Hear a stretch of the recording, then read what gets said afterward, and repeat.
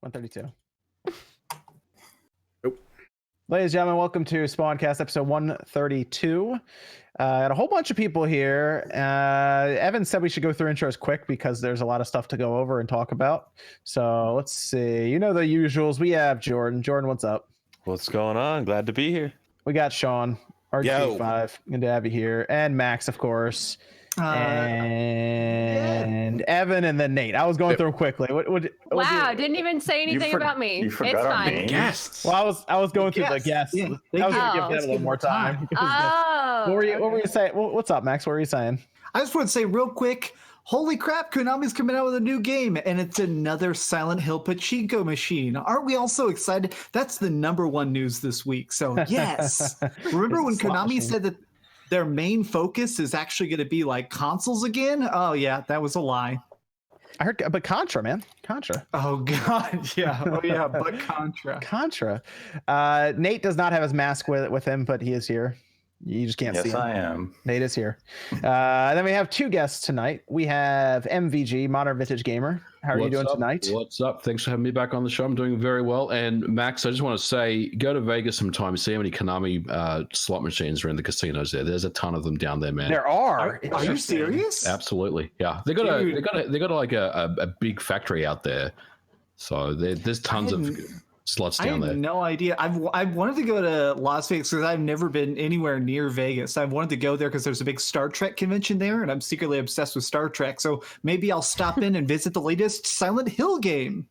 Yeah, I've never been to Vegas either. That'd be interesting to go there and see. Then we have Miss Click. Miss Click, how you doing tonight? Hey, I'm great. Good to have you on. Good to have you on. Thanks for having me. So we want to talk about video games first? We can talk about video games. I think there's a video game podcast. Sean, video games. What do you got? I've been playing. Yeah, what you got? I played and reviewed Call of Cthulhu on the Switch. First of all, why are you wearing the Giants hat? I mean, it was a loss, but I expected to lose, so I thought it you wasn't. were wearing the Yankees hat though instead because they're playing right now. Yeah, I mean, I know, but I like. Yeah, you know, what the hell? I mean, the blue makes my eyes look better. Let's be real. Okay. And you never know who's watching. I just realized I know what you're referring to. Okay, I noticed the Beetlejuice outfit in the back. You got 2,000 likes. What's the plan? He's color coordinating, dude. I guess we're gonna do it. So I'm gonna order the Ring Fit thing and get it going. I got really a good I got a pretty good Beetlejuice voice, so it'll work out good. This is really happening. You're gonna do a Beetlejuice. Wow, I mean, that's gonna be amazing. The thing of it is, it'll get people to actually watch it because I don't think anyone really will give a shit about my opinion on an exercise game. Because you have to get somebody who like is really, really familiar with After Effects and all that stuff to edit that up for you. I know a guy. That's a video that I would pay an editor to like do all that for, make it look really cool. I know a guy who's in here who's edited for me before. I would do that. That's what I would do. But yeah, okay, cool. So that's happening. That's the 18th, right? When is that? Yeah, 18th. So I guess better hop on Amazon and order that. I played Call of Cthulhu on the Switch. It's not a good game. It's not a great game, but it's not a bad game. Kind of middle of the road. If I gave scores, I would probably give it around a 5 or a 6. Really good story. Definitely the story is the best part of the game, but I don't know. It doesn't really have an identity, I feel. What up, Alpha? What else? Obviously Teenage Mutant Ninja Turtles Arcade and Teenage Mutant Ninja Turtles in Time Arcade. I got my arcade 1-up machine in. It's absolutely fantastic. I made a video on it. Make sure you go check it out. I actually just finished playing Turtles in Time. I did a run on that before the show. How many credits? How many credits?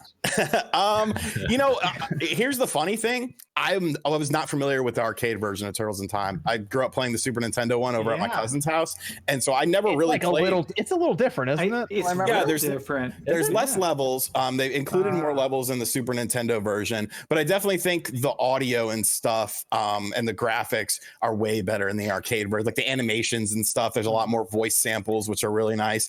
And Arcade 1-Up evidently learned a lesson because whereas the other audio on the other arcade one-ups were just a single speaker with both the left and the right channel going through that speaker. It actually has dual speakers on this Turtles cab, and like you can't really hear it in the videos, but like it's very bassy. Like you can hear the bass of the music, which is very good. So I enjoy that. Is that the cab to get though? If you're going to look at arcade one-up right now, is that the one to get? I think so. I think that or that it's great. They've done a lot of little improvements on it, and you could definitely tell they've actually like listened to feedback. The moment I get a spot to start putting some arcade cabinets, that's probably what I'll go with. That's the first one, I think. Yeah, it's legit. That's like the only one I want. Like, no offense to the others look cool. Like, they look great in your background, RGT. If I was like at your house, I'd play them. But the Turtles is the only one I actually think I would permanently play. Well, let's see that Marvel. Let's see that Marvel cabinet. I'm looking for. Well, they're actually sending. I asked them. I was like, where the hell is it? Like, and they were like, oh, we had to delay it. You know, it'll come in next week. Sorry, blah blah blah. I'm like, okay, whatever. And plus, I'm still waiting on my one that I actually bought. So I guess whichever one gets here first is the one I'm going to keep and review. And then the other one, Merry Christmas to my cousin's kids. We've been playing some random retro shit. I have my modded Xbox hooked up in my bedroom now, just because I want to play a plethora of games. And I played a little more Dragon Quest 11. I just got to the next town that you go in after you do everything in the desert town. I feel like you're gonna have that game done by like this time next year at this rate. I mean, I just play. That's a long game, dude. I'm not making a video on it, so I just play it for like an hour here and there, and then come back to it. And it's nice because it recaps the story. So just in case like I forgot what the hell I was doing, that's something I really like about it. Yeah, it gives you a nice little recap on there. So that's the problem with RPGs. If you leave and stop playing for like a month and you come back, you just don't know where anything is. That at least it kind of reminds me of what was it? Pokemon Fire Red did that, if I remember right. Like I just remember that for the first time with one of those like the older Pokemon games where it just like does like it's like black and white and it shows you all the different things you did like just before that, and then it kicks you into the game. So I like that with those RPGs. Oh yeah, and I wrote a book. Yes. Okay. So that book is all right. So you have the book now. Okay. We have to fix there. I found one error because Jason is stupid. He's my editor. He used the wrong pictures for WWF Raw and WWE WrestleMania. Are they real pictures from the show? Because that would be hilarious. Like, are they just pictures of like? No, they're pictures from the game. So okay. Like there's an example, but like this is the Raw one, and he accidentally used the WrestleMania one, so I got to have him swap that out. And I found a couple games that didn't have italics, and one person that's on this panel tonight is actually in the book too. Whoa. Oh, look at that! But yeah, it came out. Now, yo. It came out. That is like it's fully colored. Like the pictures it's fully colored. Yeah, like this is a legit book. Does like, it smell good? Nice. Yeah, it smells pretty good. Yeah, I'll buy it. Yeah, so he's gonna fix everything up tomorrow. There was like one or two just minor things. I'm gonna order another review copy that takes me 2 days to get in. So ideally by the end of next week, the latest in 2 weeks, it'll be ready on Amazon and all that shit. I think we're gonna do a run with Castlemania games as well. Same price, $20. So Ed, you're gonna be selling them where? Where else are you gonna be selling them? At Too Many Games next year. All there we go. Conventions. That's kind of why I didn't do any conventions this year, just because I wanted to bring this. I wanted to have this ready, and the fact that it wasn't ready was annoying the hell. You got to get out there, MVG. You got to get out there. You too, Max. I'll be there next year. Everybody, Dude, everybody, I just go want to Too Many Games. No matter what, I'm going next year. We'll do Where a is it? SpawnCast live to Philly. Yeah, it's in Philly. Everything's in Philly. Why is everything in Philly? It's so many not- events. It's What like else is 20 in minutes Philly? from Philly, actually. There's It's- so many it's outside lands. So many, Tuesday. well, even like Smash and even Splatoon Yeah. lands. Like there's so many in the Northeast. It's fun though. It's crazy. good though. It's good. Yeah. A lot of people went this past year, except for Sean. Sean didn't go, Yeah, Yep. you can go. but And everyone I- else did. We had fun. I didn't go. They sent me my ticket like a week before. They're like, "Oh yeah, we'd love to have you there." And it's like, bro, I can't fly out now. So Yeah. I'm gonna talk to him earlier this time. Next year we'll do a SpawnCast live from there. Yes. So everyone has to come Ooh. out and see us all like live with a big panel and everything. It'd be fun. Only Man, if Nate's there. Nate's gonna be there. We're gonna maybe have him come out from the crowd. I don't know. You think Nate? Is that what we do? I'm just going to sit in the crowd and ask the panel questions. Yeah, Jordan. Right? Jordan's the only one Yeah. who knows what Nate looks like. Jordan and Bob Wolfden. Bob Wolfden. Okay, so we'll bring in Bob. Was there last year, so he can point you out in the crowd. Yeah, but you see, I might look different. They saw me with long hair and a beard. I show up with short hair, clean shaven, and not in my Hans Gruber. But didn't you have your You're gonna shave your head for that occasion, aren't you? the profile picture? The profile picture you had, that was you though, right? Or was that some random? Yeah, other when dude? I was 21. Oh, Ooh, What are you, man, like, see, I 58 thought now? that was your face. Yeah. Oh, Jesus, you're 58. Oh man. I'm older than OJ. OJ is what, like 60? I'm 45. Which is 45. Oh man. Yeah, I like that idea to do like a SpawnCast at too many games. Maybe have some revolving guests come in. We'll get Bob Wolfden in there. Is my audio okay? Just real quick. I'm sorry, guys. You can turn it up a little bit. a little Yeah, it's a quiet. little quiet. Yeah, just a Little quiet, tad. Okay. Hey man, we're just glad you're alive. You know. Yeah, no, California's been having like roaming Oh yeah, I like, read power about that. outages. So yeah, everything went crazy on me. I'm gonna turn up my sound though. Okay, so let me ask Max, what you been up to this week? What's happening? I'm working on a lot of different stuff. Honestly, I've been covering. I haven't made any videos on it, but I've been watching it very closely. This whole Blizzard mess, which we're gonna get into, but it's crazy to me because I am a big Blizzard fan. I already have like 400 hours in WoW Classic in a month. Like they're a company to me. Obviously, I have like 250 hours in Diablo 3. We're about to go to BlizzCon. I literally have my BlizzCon tickets bought. So it's one of the things where this whole thing, and it's awful because Blizzard just so clearly messed up in every way. Their statement was bad. Their apology was bad. Them trying to fix it was bad. Their thing they said in China was bad. It's so messed up. That's what I've been doing this whole week, basically, is just watching that dumpster fire. Okay. What about MVG? What you been up to? I've been playing The Last of Us on the PS4. I went back and played it because I wanted to remember the original story of the first game before obviously the second game comes out. I know there's a little bit of time to go, but I played through it last week and I played through the DLC, which is awesome. I never played the DLC before, so that was really cool. So yeah, I've just been enjoying that. I'm kind of catching up on the backlog right now before Luigi's Mansion comes out. Did you grab it? Did you grab it on PlayStation Plus? Is that where? I got a copy of the game like ages ago. I played it originally on the PS3. I finished it. I really loved it, but I never played the PS4 Pro version, the upscale version. So I went back and played it. Okay. So, yeah, it's fun, man. Okay. Nice. That's good stuff. What about Miss Click? Well, I was supposed to be playing Dragon Quest, but because I was gone at TwitchCon last week, we kind of got mixed up with the whole like codes from Nintendo and stuff like that. So I went back and I'm starting a new run of 3 houses. So we've been doing that. So I've been doing another house because I haven't got a chance to go through another one because it was like 80 hours for the first one I went through. Yeah, so it's a while. Yeah. Yeah, it's cool though. I enjoy it. Yeah, if you start Dragon Quest, you're gonna be on that for a while too. Yeah, and we got Luigi's Mansion coming out. We got freaking Death Stranding coming out. So it's like I think I'm running short on time to play it through 11 before time's up. Yeah, and then whatchamacallit comes out in 12 to Outer Worlds. That comes out in 12 days. Yes. Right? Yes. Call of Duty. Call of Duty. Yeah. Okay. Sure. Call of Duty. I just want to play the campaign and I'll move on from that. That's all really. I just want to watch the campaign. That's what I want to do. Apparently it's controversial, so I'm at least interested enough Let to somebody see else play that trash. I'll watch it. Is there going to be a new No Russian type mission in there? Or something? Apparently that's the word, is that something like that is in there. So it sounds like from some of the reporting, it sounds like there's going to be maybe a mission where we play as child soldiers or working with child soldiers. So that's going to be the next No Russian of being like, these kids have guns. How do you feel about that? Nah. Oh, Kotaku's gonna have a field day with that shit. Yeah, I guarantee the headline is going to be the new campaign made me weep. Man. Jason Schreier is so excited he's growing hair back. Damn. People like this term Maldi. Wow. Let's not hate on him. You just Sean just wants to pitch your book pretty hardcore like he does. Even on his Twitter profile, every article he writes, he said, "Did you know I wrote a book?" And that's what Sean's just working to get blocked by him for how long now? He still hasn't blocked me. I don't understand why.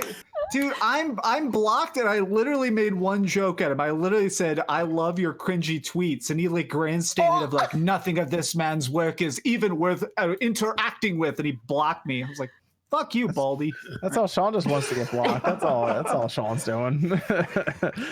Oh man. I'm gonna hook him up with some Rogaine treatment, man. Oh man. Oh yeah. Too late. And no, modern vintage gamer does it for style. Yeah, Okay. I could give a rat's ass that I'm bald, guys. So just, it's Like not a big deal. he's not even bald. Like he has such long, luscious locks. He just shaves it because that's what he likes to do. He's He wants to look like Statham. yeah, That's right. Stone Cold. Just call me Jason That Statham. dead Beetlejuice thing behind you, Sean, is like the freakiest looking thing. That's my Beetlejuice costume, Imagine the man. freaking Wicked Witch of the West or something. When Like you I hope it gets first up and set starts walking around the room. Oh my god, don't please don't say. I've been watching so many horror movies with my dad. Don't say that. What about Nate? What's the weird game of the week, man? Oh, God. Actually, you probably shouldn't say it because you were telling us about it, and that's probably not a good idea. Oh, Actually, no. Okay, go ahead and tell us. Big drunk satanic massacre. Yeah. It's something. BDSM. The Doom. It's basically top-down Doom. Hell's been liberated by humans, and humans are like they're eating hamburgers that are made at like a demon restaurant. That's a spoof on McDonald's, and you're the son of Satan, and your name is Louis. And it's a top-down isometric twin-stick shooter. And for some reason, one of the missions, I walked into a room, and a succubus was like auditioning for a porno, and I killed the two guys in the room. And then she was like, "Oh, what do you want to do to me?" So like, you have the option of having sex with her. And then it's just a card game, and you just have to like hit the analog stick up and down in rhythm, and she'll demand if you go faster or slower. And then you Oh hit my A. god. And it's Huh. weird shit. And I guess that's the weird game of the week. But a good game is Killer Queen Black. I didn't play this yet. I should have picked it up yet, but I did not. What is this game exactly? How good is it? It's good. It's actually Yeah. really good. I mean, it's a cool team-based online game. Like one player's, the queen, and you have offensive capabilities. The other ones are like workers, and you basically the game has three objectives to win. You either have military, where you kill the queen 3 times, economic, where you gather berries and you put it in your hive, or you can race a snail from one end to the other. Nice. And that's it. You love it. play to 3 victories, and it's 4-on-4. It has voice chat native on Switch, so you don't have to use the phone app. Oh, that that's Nintendo forgot good. about. That's good. That seems like a game you would need that for. Yeah, it's really fun once you Killer Queen understand. Black. the How much? mechanics How much is the game? behind it. Look, 20, I think. 20, I think. I might grab that then, because that actually seems like a game that would be fun to play online. I don't know. I couldn't get it. I couldn't get past the visuals of it. And I know that's a terrible thing to say, but Dude, it's so fun. So it's at there's one of those barcades near me called Cidercade, and you like drink fancy hipster beer, and they have a giant machine set up for free. Man, playing that game drunk with strangers and like screaming about the queen, it's really epic. So I'm curious how that translates into a home experience. I'm buying it just for that. Yeah, I'm curious. I might check that out. The fact that it has native voice chat is nice. That actually is a big deal for that game. It's really good once you just have to learn the mechanics, and it's kind of like, okay, now everything's clicking and I know what I'm actually doing. Because when I watched the gameplay videos from like when they announced it at E3, I was like, what the hell is this game about? And no one could really answer it because where it is in the arcades are so like select few locations. But people are like, oh, this game is awesome. I'm like, I don't get it. And then once I actually played it, I was like, okay, I understand the hype now, and the hype is real. What about OJ? What have you been up to this week, man? What have you been playing? Yeah, man, I've been playing a ton of Dragon Quest 11, like really trying to play that, kind of get through it. The game is massive. There's so much stuff in this game. It's built so well out of all the other third person. I know I talked about it last time, but the more I progress through the game, the more I play it, you start getting stuff like dual wielding and just stuff that just really opens up the stuff. So doing like metal slime hunting, just doing all the little things, the mini games that kind of put into there. There's really nothing particularly wrong with the game. It's so traditional, but at the same time, it's so polished. To me, easily the best it's probably the best third-party game on the Switch, like hands down. Nice. They do such a great job with the game. The narrative is good. The voice acting is really good, and they added in extra lines too. Because I kind of went back just a little bit to play the PS4 version and just to see what was going on. They actually added in extra battle lines too. That actually just kind of spruced things up a little bit with the battles. The speed up option is really good. I'm just really enthralled with the game. I think I have like 30 something hours now into the game.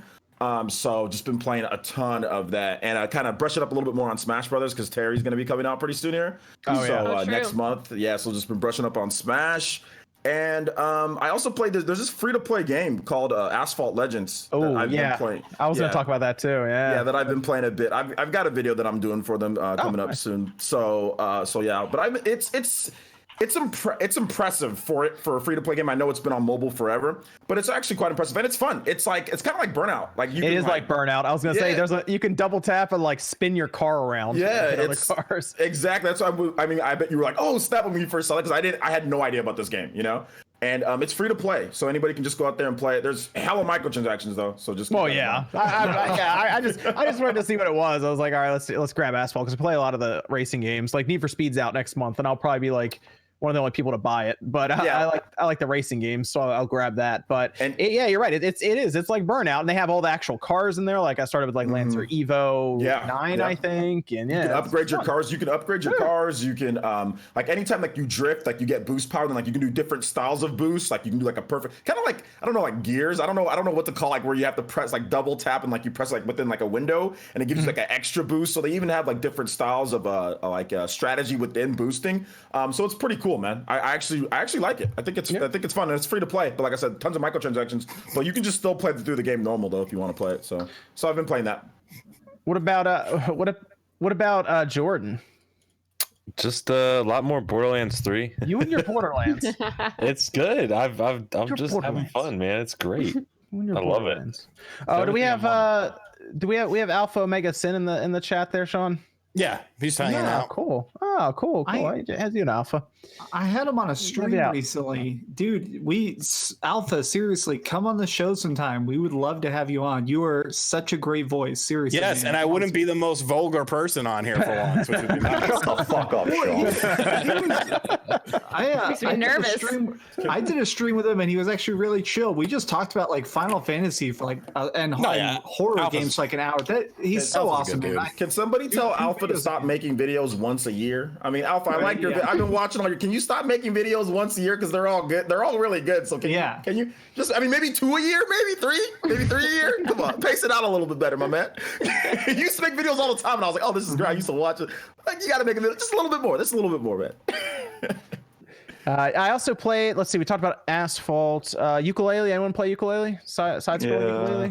Yeah, I like it. But then I put it down because I started playing a game that I'm actually surprised. I don't think anyone else grabbed here. I'm a little surprised. Concrete Genie. Nope, not at all. Oh, it's good. It's good. I did not like the trailers. Is it actually fun? Explain it to me. So I kind of went in expecting like a very basic game, but it's turned into a completely different. It's weird. There's a point like midway through where the entire game changes, but I was not expecting. The story's a bit deeper than I thought it would be. Like it deals with like kind of bullies and like them having broken homes and stuff. It's very interesting because like when people would grab the paintbrush from him, he would get a look into that person's mind. So he's getting bullied the whole time, this guy with the paintbrush. And it does this weird flashback thing where one of them's like a foster kid and like nobody wanted to take them home or anything. So they were stuck at like the playground when it's raining, that whole scene, and it flashes back and the guy's like punching him in the face. So you actually set up your PlayStation VR for this? I was going to say, did you play VR or did you just play the regular one? I just played the regular one. I didn't set up the VR for it. Yeah. I just wanted to play through it, but it actually uses the gyro and the controller and everything to paint with. So it's only $30. Yeah, I got it physically. So sweet. Okay, dude, I'm picking that up physically. It's a good game. It's very interesting. It's not long though. Okay, it's like 6 or 7 hours. I did like the concept though. I mean, for $30, whatever. Dude, the trailers were so bad for. That's the thing is, I feel like like good trailer. I feel like they didn't explain that aspect of it. To me, it looked like cool kids being on the street and like expressing themselves through paint. I was like, okay, like another little indie game, but knowing that it has like that deep of a story. Yeah, it's who is it? Out to me. It's Pixel. Yeah, Pixel Opus did it. But it's good. You go around. It's kind of a puzzle game in the beginning, but then it's weird. It turns into an action game like midway through. But the visually, if you have, I think I don't have HDR on my monitor here, but I believe it should have HDR support because you basically paint the genies and everything, and they go around, and they can only travel on the walls, kind of like what A Link Between Worlds did with Zelda Link Between Worlds. So you have to help them pass like certain obstacles and everything. But it was cool. It was fun so far. But I think I'm right at the end right now. So But I think it's worth checking out. I don't even do VR yet. I might. I don't know. We'll see. But it's good. I would pick it up. $30, not bad. Not bad. We can have out. Oh, cool. Very nice. See, I'm helping out Pixel Opus. I'm helping out. I had to get Ring Fit Adventure on Amazon anyway, so I might as well just add that cart. Yeah, I'm gonna order it too. It's a very different type of game. It's worth playing. It's not long, and you can get a pretty good experience even with after sitting down for like an hour with it. Because it's not a game that takes long to get. Like the first cutscene's like 5 minutes long, and you're playing. So it's good. It's good. Yeah, we will get Alpha on here at some point. That'd be cool. Absolutely. Hell yeah. Absolutely. That Ukulele and Asphalt. Those are the main games I played this week. And I tried out PlayStation Now a little bit as well. It's still it's okay. Just okay. I don't know our topic list. Are we going to talk about Google Stadia's weird statements? We are talking about PlayStation right now. We are talking about Google Stadia latency. Okay, we can start with that actually because this is really funny.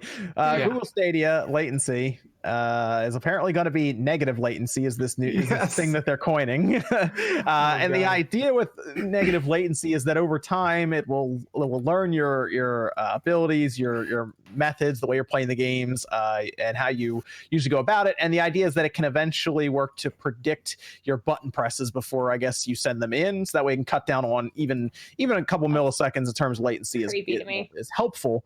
But they believe that they can do that in, according to them, a couple of years. Yeah, and that's what I had to make a whole video ripping into it, and it's just to me so ridiculous. Like, streaming technology, it is the future. Being able to have like everything in the cloud, eventually that's what things will be. I understand that. It'll become like people with physical hardware, that will be the specialty, and the normal will be cloud. But that's like 10 years from now. So it's so weird that so many people seem to think that this is going to work. Like, Google is $1 billion company, perhaps the most giant tech conglomerate in the world, and they can't figure this out. So I just don't think it's going to work, and it's a month away. Yeah, I want to see how this works with like a shooter, like a Twitch shooter, like a Call of Duty or something. I mean, here's fighting games are interesting because Evan, we talked about this. They already have something that's been doing this for a long time. Rollback. Yeah, so they've had this for a while, something like this, where it will predict, and then when you actually turn your button press in, it'll be like true or false. It'll see if it was able to guess it. Kind of, because I feel like that was more or less figuring out that if you're going to continue a combo string, it knows what it should be, and then if it realizes you didn't, it just cancels it out. But the Stadia thing sounds literally like they're just going to design an AI, and just like Snap 2 targeting, you're just going to be watching something play the game for you while you're kind of hitting sticks. Weird, yeah. Like it sounds really off. Yeah, it's gonna be strange. Ultimate aim assist. Yeah, I want to see like the Overwatch or like or Counter-Strike or any of these really competitive games, and it's like, and Stadia's like, oh, we'll do it for you, don't worry. Yeah, but how is that gonna affect players though? If you think about it, like in esports and stuff like that. I don't think many esports players are gonna move to Stadia for I don't this think they at will all. Either. But I feel like I wonder how they affect each other. But I feel like Google's leaning into the supposed group of people who are going to want to play this, which would be, I think, the casual players. It's all talk right now, right? Like, obviously, we don't know. Games they're picking up. They're actually picking up a lot of fighting games too that would be in the esports scene. So you start seeing that. Like Doom Eternal would be interesting also because that's very fast. I want to see it. Well, that supposedly had latency issues at E3. Yeah, the devs, the people testing it talked about it. The thing I'm actually worried about is the open world stuff. It seems like the PR people the most are talking about, like, we could make open world games that are bigger than anything that's ever been created because a console doesn't have to load it. So I like the idea of that, but there's already been latency issues even on like Odyssey, Assassin's Creed Odyssey. People are dying in that demo. And B, what about like the new Batman? The idea of the new Batman, which has this giant fluid combat system, probably if it plays like the other games, I can't imagine it trying to predict the 80 different combos I might do. Like, I feel like I'm going to end up just bouncing all over the place when I'm not pressing any buttons. I don't know. It doesn't seem like it's going to work. Yeah, I feel like you're already gonna be on to the next combo by the time it's showing it on screen, you know? Yeah. So that's gonna be so strange. I don't know. I'm still not completely sold on the game streaming thing as like your main system, but maybe as like something you can do on the side if you're not at home or don't have a system around. You know what? I think that, like it'd be good for like, let's say you got like a guest bedroom, somebody's, coming over, because like in like my guest bedroom, I got like a PS4 and I got like stuff set up for people who come over and just chill or whatever. So maybe it'll be good for something like that. I mean, as first in terms of like main gaming and all that, like probably not, because like you guys were saying with the competitive nature, people aren't going to use that. They're going to use the normal types of games, but like them trying to say like this whole negative latency and trying to predict your button presses, that stuff scares the hell out of me. And I was like, I don't want anything. I don't care if it's if it's been done before or there's been other stuff where they've tried. Nobody wants that crap. You know what would be good? When I press a button and it responds. You know what I'm saying? Like that's good. I don't need something to tell me what I'm going to do. Just I want to press a button and then it responds. If you're not going to do that, then shut the hell up. You know what I'm saying? Like that's what I'm kind of thinking around with this whole Google Stadia thing, because like nobody wants that. I don't know if there's not a single person. Just get you said that there's going to be no latency. Don't start saying predicting stuff. That's the problem that I have. They're trying to sit here and try to say like we're predicting things. No, you're not predicting anything. Just get it to where it's like 1-to-1, like you guys said that you're going to be able to do. Now you're talking about predicting stuff. Not about that. I just get more confused the closer we get, in my opinion. Like they keep adding things. Also, there was another thing people were talking about too, like the data cap or something.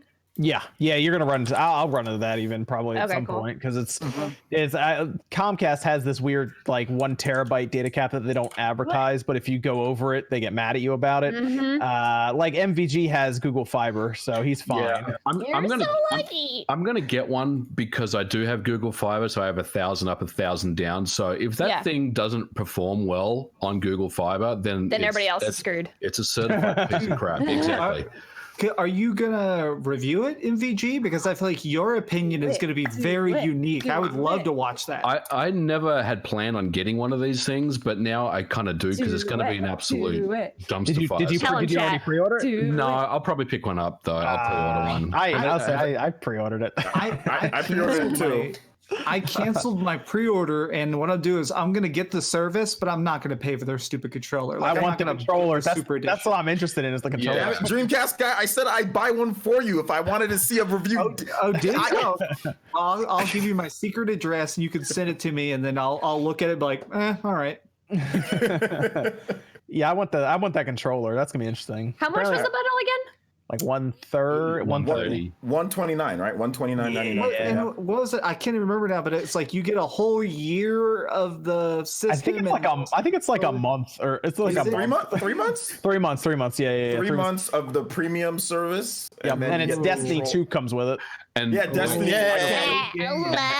And when does Doom Eternal come out again? It's after the 3 months, right? Oh yeah, shit. They got us. How much is it? I don't remember the specifics. A month.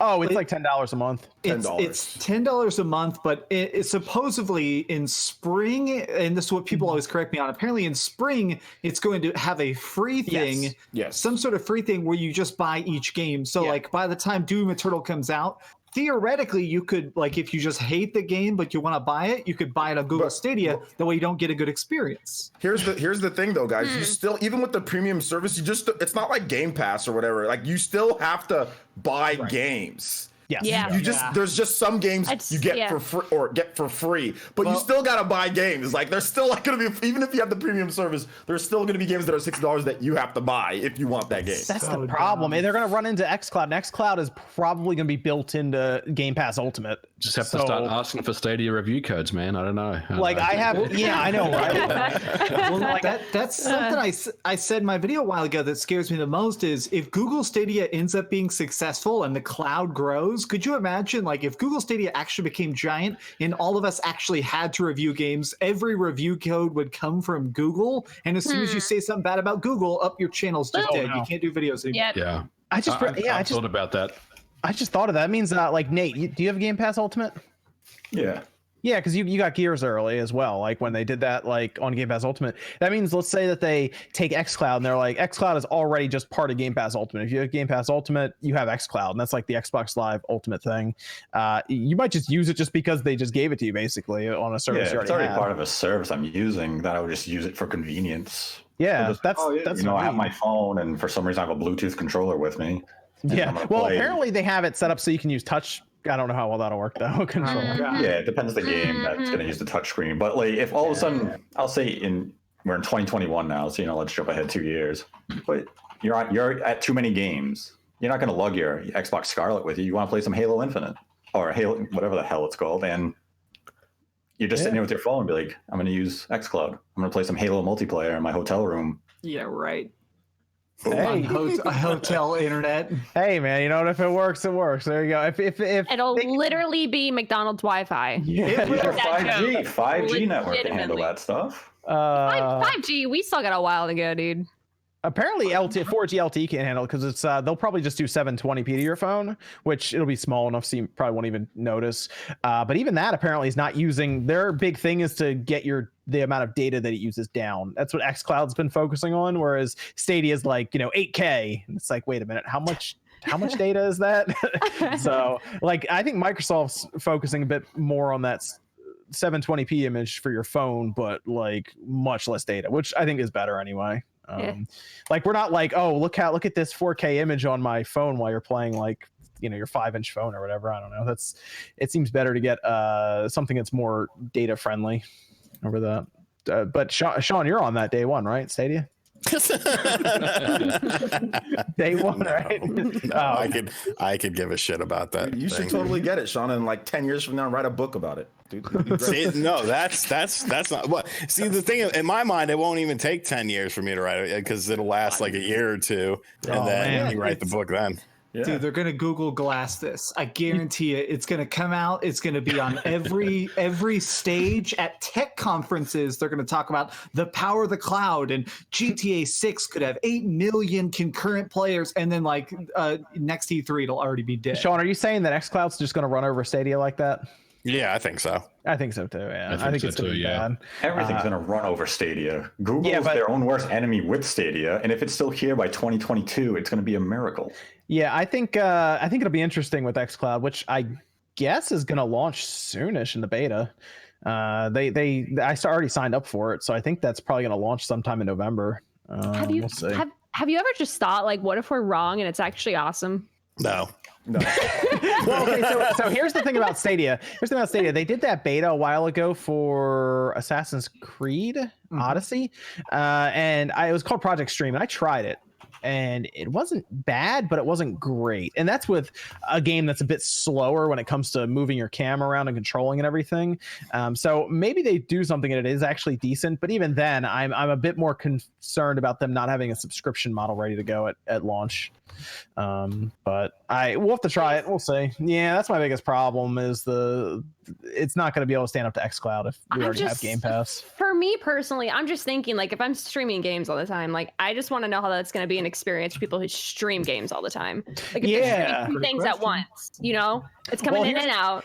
Here's another point that they put out that they haven't that doesn't really, I guess, isn't as big of a deal to, I'd say, I guess, the mainstream, but they did at one point during their presentation talk about content creators and streamers and how because the game is with like Google, for example, or it's online with them, they'll have tools start to be introduced that will allow you to do a bit more with the audience that's watching you at the time, as in. But do I gotta pay extra for that though? I think that's just part of the service. I think if you're a creator and everything, yes. So they said, is it limited to just YouTube? Yeah, that's the other question. Let's be clear. Yeah, that's the other question. Watch me get a deal with Mixer. Wait for it. The analogy that they were talking about is basically like if you were playing a basketball game streaming only on YouTube, of course, they could literally click the screen and actually get into your game of basketball and play against you, or get in line to do like the integrated. So, and that seems so cool. Honestly, I think that is a very smart idea, but implementing that is going to be so tough. I'll believe it when I see it. I just need 1,000-person battle royale, and that would be interesting. Oh my god! Yeah, dude, I would love that. That's something I would love or a paintball game. Like, imagine a paintball game that's like it takes 20 hours to win or something, and you log in and log out periodically, and like whoever has the most splats at the end wins. Like that would be so cool. But I mean, who knows if the technology exists yet? Yeah. 1,000-player battle royale. Everyone has headsets. Go. But they do it. But the way Google would do it is they would do it like a certain night of the week, and it would be like this big spectacle, and they would have it play out throughout the course of the night or something like like a weekly Hunger Games type thing. Well, then they need a 1 versus 100 like Microsoft had on the 360. Yeah. See, we're getting there. We're coming up with ideas. 100. That was so cool. That was fun. That was actually pretty neat. I don't know why they got rid of that. That was actually cool. Hey, they can bring it back for xCloud. There you go. Man, that see, those are good ideas. Things like that would actually be better. So somebody in chat said you're having better ideas than Google, and that's kind of what's going on. That here. is a little worrying.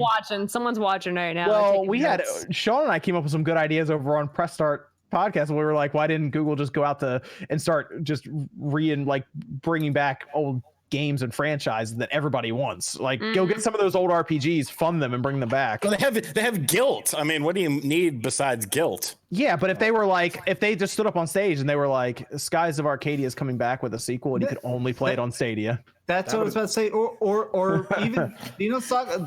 There is a special redone version of Xenosaga that only exists in Japan, where they took the 3 games and actually cut it into 2 games. And I've always wanted to see that. Like, if they just literally went like, oh, here's the whole Xenosaga story, finally in English, but only on Stadia. Right there, I'd be like, cool, that's something interesting. And stop giving them these. Like, first of all, hell no. Stop giving them. I don't want like Xenosaga and freaking Skies of Arcadia on Stadia. Don't give them these ideas. Don't release that physical copy, OJ. You'll go to the store and buy it. Hell no, that's the last code inside the case. That's the last thing that I want. Just stick to their weird old games that they got in their Destiny. They can have all that crap, but not Skies, not Xenosaga, no, absolutely not. Welcome to Skies Delete the VOD. Google. Delete the VOD, yeah. I want to stream Vice, like fighting against. Mega Man Legends 3 is coming back as a Stadia exclusive. Is there any game that's a Stadia exclusive out there? Guilt, right? Guilt, yeah. Is that one? There was one they were moving buses around too, is right? Is that timed exclusive or is that exclusive? I don't know. That is good because that's what tequila works. The reason why I say that is because someone's got to write code, right? So developers, a studio has to write code and gets deployed on their cloud servers, right? So after Google has had their exclusivity, what then? I mean, the studio is probably going to want to put that on other platforms. So I find it really, really difficult to believe that Google will have, exclusive for forever, games that come out. There's got to be timed exclusives. So I found a thing on Guilt. Evidently, when Guilt was first announced, it was announced as a Stadia exclusive, but the developer, one of the people that worked for Tequila Works said, okay, we haven't confirmed it as an exclusive yet, despite the word saying Stadia exclusive in the title of the trailer. When asked to clarify, he said, that's a question we cannot answer. We haven't answered that yet, and I cannot answer. So there you go. Gosh. Yeah, I don't think I'd want to stay on Stadia because they might be like, well, a year from now, Stadia is gone. So congratulations, it's on everything now. That's my biggest concern is what Modern Vintage Gamer was kind of hitting on, which is like something I thought about is if Google approached your game, you're like an indie studio, you're working on like a cool RPG or something, and they approach you and start dropping Google money on you to make it exclusive, that's great because it's funding your project. But now if it ends up on like a Google server, what happens if you go out of business? What if the Google money runs out? Does that game get deleted off the server, or does Google own it forever? If Google shuts it down, does your game cease to exist even though you wrote the code? Like there's so much like technical stuff I just don't trust. Mm-hmm. We can move into a Discord question, Evan, if you have one for us. Yeah, we got a couple. Sure. Do you think gaming has lost its magic in all the addition of microtransactions and pay-to-win mechanics and such? No. I think it depends on where you look, though, because like if you look at like I talked about Need for Speed, we went from Underground 2 and Carbon to Need for Speed where we had loot boxes. So that franchise definitely has. I would say Star Wars Battlefront. Franchise was losing its magic before microtransactions ruined Need for Speed. Okay. What about when they brought back Battlefront and they messed that up with season passes and all kinds of junk? But for every bad example, I can give you good examples. I do think that a lot of stuff has gotten a lot better with the changing of times. Like Final Fantasy XIV is perhaps one of the best games of the entire year. Like the newest expansion, Shadowbringers, is one of the best written stories I've read all year. And it's literally just like a random alternate dimension time travel story in an MMORPG. Like that could not have existed in any other age than this one. And to me, that stuff is really cool. But yeah, the monetization of everything has shifted in such a bad direction.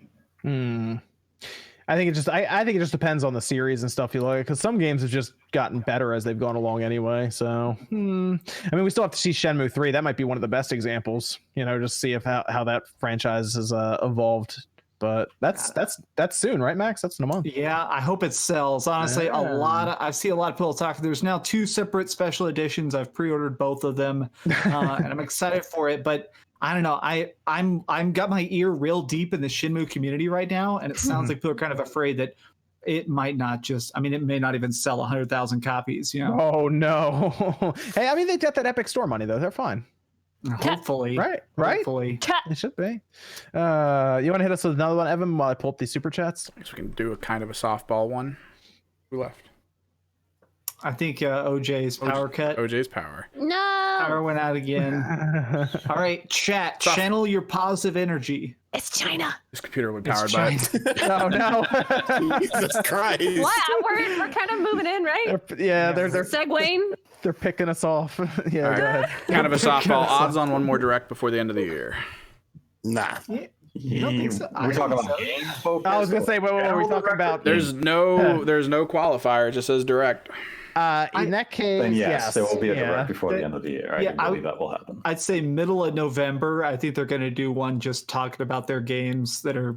I think it's just going to be called like Holiday Direct, and it's literally Really? like, this is. I think I would guess, yeah. I think there's gonna be a specific one. Did I they do mean- one last year around this time? No. I don't think though, right? I mean, think I if they hope do they it, do it'll be for my bank account because direct reaction videos do very well on the channel. I don't know that they will be. I don't think All it's I know is 1 year ago, I believe it was this week, was the start of the Grinch leak. And the day I told the internet to go fuck itself. How did anybody believe that? I'm sorry. People are I didn't even know gullible? that was a thing. Because people are stupid and they want to believe that the freaking Golden Sun character, Isaac, is going to be thrown in a Smash Brothers game, but no one remembers Golden Sun because it came out on the Game Boy 20 years ago. Dude, Watch I'll Isaac admit, actually happen. I 100% believed it at first. 100% for that whole first week that I was looking at it. Like, it was one of those things where over time I realized it was fake. But when I first saw it, it was so easy to get caught up in the hype. Like, it was a dumb move, obviously, but I love Golden Sun. So the idea of having him, I'll drink that tea all day. Yeah, okay. So I thought you meant the Yeah, Grinch. the Grinch leak. No, that's what I mean. Oh, the even Grinch that. leak. Okay. Yeah, that's what I'm think- saying. Like the whole Grinch leak, I totally bought it. Okay. For like a full week, I totally thought it was real. Aw. I think it's either going to be they'll either do a game specific one or an indie one. That's probably about it. I'd definitely say that it'll be a direct. Right. We can before the stick end with of that. the year. We can stick with those two. Okay, good. When- Yeah, Nate's trying to be coy. Okay, yeah, go ahead. Yeah. I mean, we have Pokemon coming out, so the odds of a Pokemon Direct, they'd like to talk about games before it comes out. So exactly. Yeah. they might still want to talk about something for a little early for 2020. So I'd say the odds of another Direct before the year is over is probably No, we'll fairly get another high. 24-hour live stream to announce one new Pokemon. You don't think that maybe they'll like, I don't know, keep us in the dark for a little bit now that Well, I think they need to it's coming out and then have like a random trailer drop in like January, kind of like 2017? Because like we didn't hear anything about Zelda for a couple months and then they randomly dropped that trailer. And do we really need a Pokemon centric direct a month away? Like, Yeah, I'm they'll- kind of done with it. Yes, because that could be good they'll for do my it. channel, Sean. Oh, okay. I think they'll do it. I think they'll do it. I don't think it needs it. I think Pokemon's going to sell 20 No, it million doesn't need copies it. no matter what. But I do think that they'll probably do one more like, here's these other 18 Pokemon. We like, still don't know the Well, evolutions for we the also starters, have Game right? Awards too, though, right? Yes. Oh, Game that's Awards. right. that should Game be Awards interesting. will actually should be pretty interesting. Yes. Hopefully. Yes.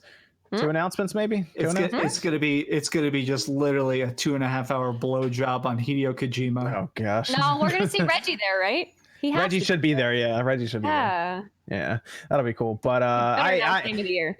you know what? It's gonna be real interesting if Death Stranding doesn't do as well as they're hoping it does this No, year. what if it's actually just flat out bad? I hope it's good, and I hope there's a crazy twist. People will justify it. Well, Yeah, so, 'cause it's Kojima, yeah. So I've heard 3 separate leaks. There was a leak about a year and a half ago of somebody who got to play test it and they said it was garbage. About a year ago, somebody played it and said it was actually a lot better. And then I heard one more leak around E3. One of the journalists that was allowed to talk about it talked about it a little bit early, and he actually said it's pretty polished. So I think Okay. people are going to play it, and I think people are going to like it, but I think it's Yeah. mostly going to confuse Here's my people. concern I about. think Oh, go ahead, Nate. for Death Stranding, what I would advise to people, you're going to have the reviews come out. It's a Kojima game, so they're going to have a little, kind of like Bias. a Nintendo game. It's going to be probably review well, probably by a point, maybe 2 points higher than the general mass would accept it to be. So I would advise people, wait 3 to 4 weeks. Let the honeymoon end, and then get those real impressions from people when that hype has come down. You sit there and say, you know what, that game wasn't good, or maybe it was great. See, I'm worried about waiting on this, Nate, because I'm actually kind of concerned that the embargo's up a week before the game comes out. Yeah. Because I think, spoil it. Yes, I think there is a big twist in this game, and I think it's going to be spoiled. I would just avoid it and don't listen to any reviews and play it. Like, I really hope that if there is a big twist, that Kojima gets anyone who plays it early to sign some kind of like extra embargo or something on it, so that at least it lasts until like release day or something. I feel like there's something like maybe like Metal Gear Solid 2 kind of twist in there. I mean, there has to be something. I still think some of the marketing right now is intentionally trolling. It's just to keep us away from what the game really is. And for that purpose, I don't think the marketing is intentionally bad, but right now it hasn't been great. And a lot of the hype and a lot of the anticipation is built purely on the idea that it is a Hideo Kojima game. It's not that you're Norman Reedus walking packages and taking a piss. You're Norman Reedus. Okay, let me just get something out of the way real quick. Yum. Yeah, 90% of the population doesn't know who Norman Reedus is. Oh, he was in the Boondock Saints and Walking Dead. Okay. I think a lot of people know. Daryl freaking Dixon. Yeah, dude, he's beautiful. People are gonna look at that game and go, "Dude, it's Norman Reedus with the Norman fetus, and he's going on a big FedEx delivery." Not bad.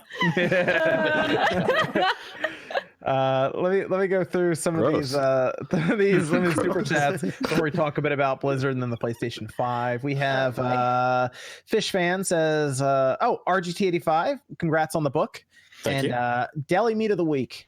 Roast beef. Went with the roast beef. I've actually, because like I said previously, there's no Arby's around me, but I found that if I use this steak sauce and mix it with ketchup, it tastes a lot like Arby's sauce. Yeah, so I've been doing that and making my own little Arby's style sandwiches. Throw some sriracha in there?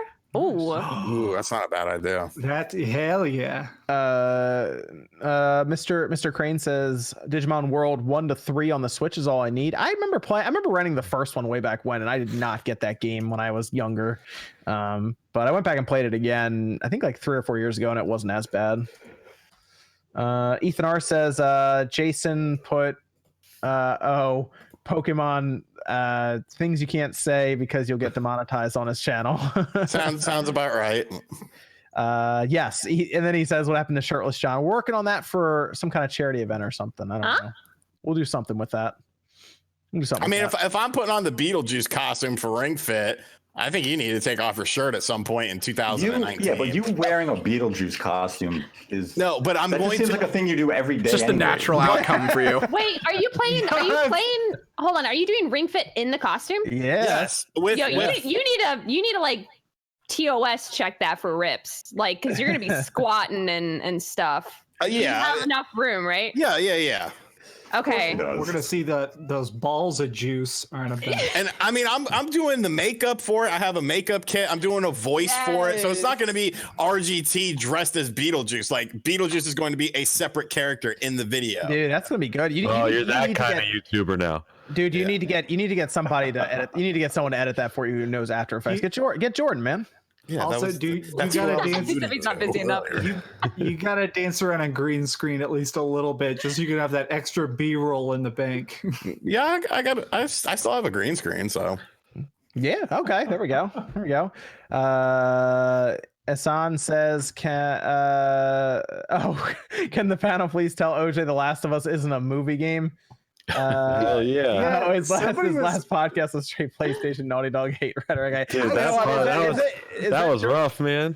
What happened here, Jordan? I was the only so it sucks because I wish it kind of sucks. It's only one-sided because OJ's not here for this, but one-sided when that podcast happened too. To be fair, that's true. So basically, when the Last of Us 2 trailer, got shown off and like the release date and all that, everyone on the podcast, aside from me, was like it turned into almost a Sony hate podcast, and I was the only one trying to be the one explaining why I'm excited for it and why I think it looked good and all this stuff, and everyone's just trashing it. And I was getting dogpiled on for like an hour and a half by everyone just yelling at me, causing me to yell back. Like, I can't just enjoy a game. Like, it's not a movie game. Like, you can actually do stuff in it. Not the combat is great in Last of Us. There was a tweet that was going viral this week of one of the scenes from the original Last of Us where Ellie is reading that journal, and like she only grew up after the apocalypse, so she's like reading a journal, and it's about like somebody being worried about boys and clothes, and like just that whole scene. The acting is so fucking powerful, and then you get to go kill zombies afterwards. So people who act like it's just a movie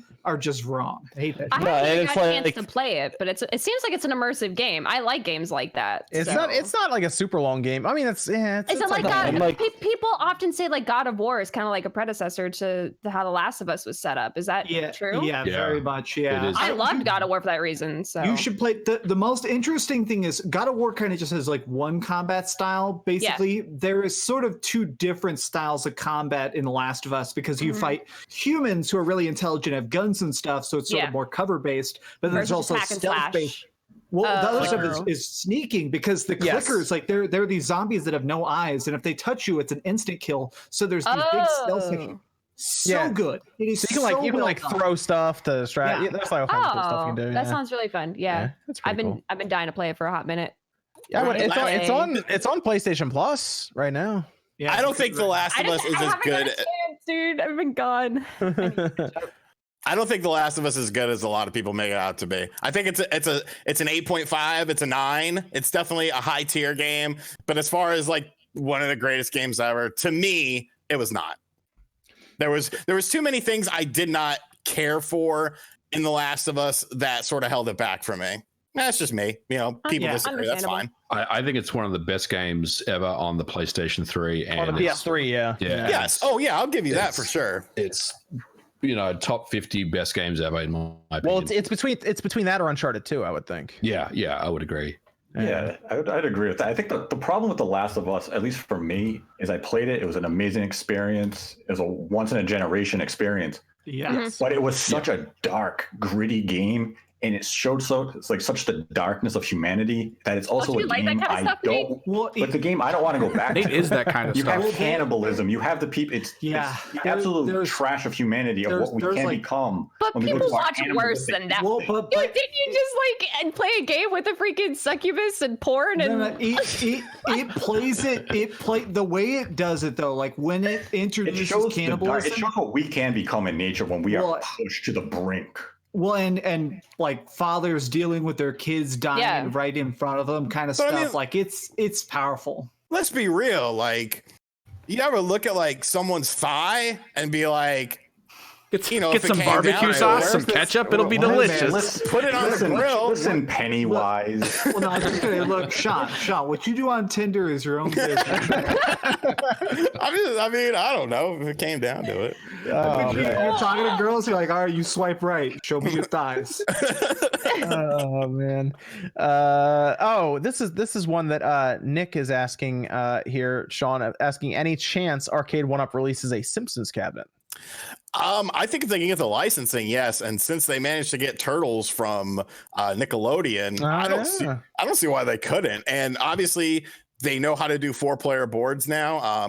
I think they did as good of a job as they could as far as spacing it while still keeping it. If that Simpsons cabinet gets announced. The thing of it is, though, is that with Turtles, you had at least, multiple arcade games to go. And with Simpsons, you only have one game. So what would be the complementary game? Some people are thinking, well, maybe it'll be X-Men, but which one gets the branding over it? Because both X-Men and Simpsons are iconic games, and I feel like they would have to be separate. There are multiple Simpsons games. I would love if they did like maybe Bart versus the Space Mutants on there, or Simpsons Wrestling, or people have talked about bringing back Simpsons Hit and Run. So I feel like they could put something else on there so that it's a 4-player cabinet, but still has something else. Well, the thing of it is, for now, all the arcade 1-ups are just literally arcade games. They don't do any console games. So that's the trickiest thing. And some people want like WrestleFest and shit on there. Like, I would absolutely crap my pants for a WrestleFest cabinet, and I would would never leave my house ever, and I would literally starve to death if I had to. But no, you'd be eating that roast beef and being like, one more quarter, mother. yeah, like there was a couple more of those 4-player Konami games, like Sunset Riders was another one, and yeah, they could easily complement a Simpsons cab with a couple of other good games, I think. Yeah, and it's kind of like the Marvel cab. Like when you look at the Marvel cabinet that's coming, or that's out some places, I haven't gotten mine yet. It has X-Men Children of the Atom, has Marvel superheroes, then it has the Punisher. And the Punisher is a 2D side scroller. It's like one of these things is not like the other. So if they're willing to do something like that, awesome, do it. And plus, I guess technically they could just put a game on there that doesn't, have 4-player support. That's only 2-player support, and you would just use 2 of the controllers instead.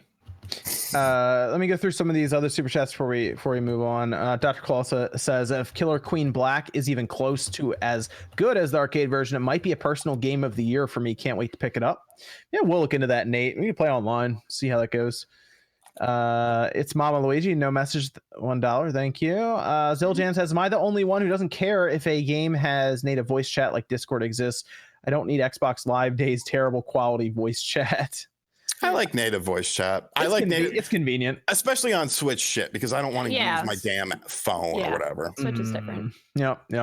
I mean, I use it in Halo all the time, so I like having it. I actually will talk with random people on Halo quite a bit. So, not everybody has a desktop readily available too. Like a lot of people, they're playing through TVs and stuff. Like we're creators, so it's like I pretty much sit at my desk and play with my PC. You kind of just swivel like this, and like you're in front of your monitor. Exactly. I'm doing this stream on 2 separate computers. Literally, I'm streaming this from the laptop and watching chat on my computer. Like most people don't have that.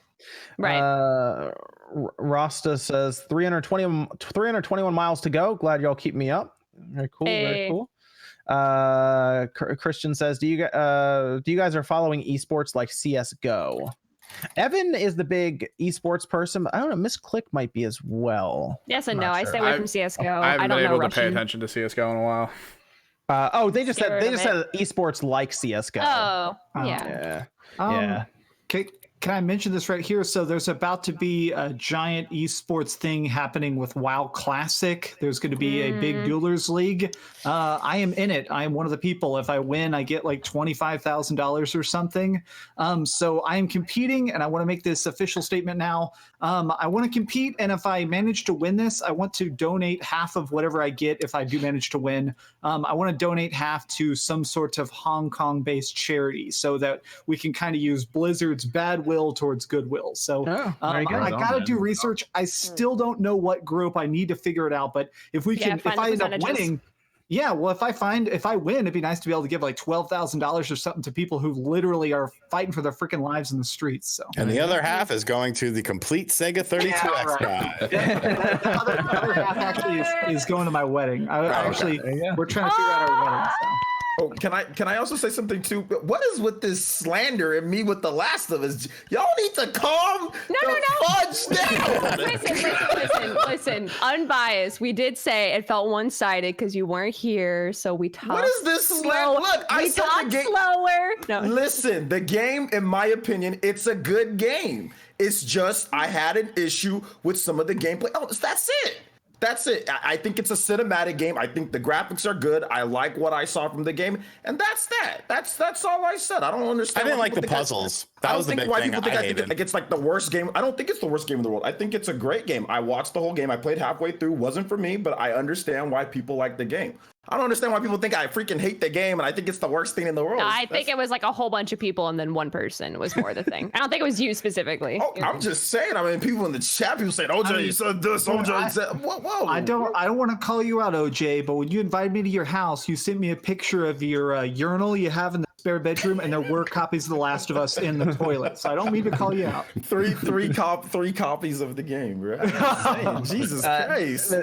Y'all need to chill, though. Well, let me go through a few more of these super chats. Mr. Pete says, Google can't even figure out when I want notifications from YouTube. I do not have high hopes for them figuring out what buttons I want to press. Yeah, that's a good point. That's a good point. Rebecca says, has Evan heard of Disco Elysium? It looks awesome. Not familiar. Too many games, dude. No pun intended. Yeah. Ronnie says, does anybody think that the reason there was no DLC for Super Mario Odyssey is because they had too many ideas and decided to make a sequel? Yes, I think it's. Yeah. I think That it's makes going to sense. be a think a galaxy-like sequel, yeah. situation. I think so too. I agree. That'd be dope. Yeah. Yep. I think that could be probably announced next year. Yes. Oh. Sorry about that, guys. Some people were asking about my security alarm was Everything going like reset, crazy. right? Yeah, everything reset Yeah. a couple times. So my security alarm was like, hey you. Man, good luck with all your clocks around the house. That's gonna suck. Hey you. I got this crazy security system in my house, so I don't know. Whatever. Connor says, have you heard of Evercade? Looks interesting. Yes, I have actually. I did a reveal for one of the cartridges for the Evercade, the one that had Splatterhouse on it. It's got Splatterhouse 2 and 3 on it. I think it's gonna be a niche product, of course, but I think they're doing a good job of getting some interesting games on it, and they're working with Pico Interactive to get newer style games, retro style games for the system. So I think it'll be cool. It'll be a nice little piece of retro nostalgia. Interesting. Okay, I'll look into that a bit more. Maybe I'll talk to them about it. See what they got going on. Let's see. Rikudo Perez says Xbox is dead. NXT Gen W, next Gen W. I've Next heard a gen. lot, dude. I've seen a lot of people saying, even the Xbox people are saying that, like, the gap now is just so big. So many people are locked into the PlayStation architecture, and now that people know, like, every one of your PS4 games is now a PS5 game. Like, I just think that's true. That's true. I mean, Crap Gamer switched teams.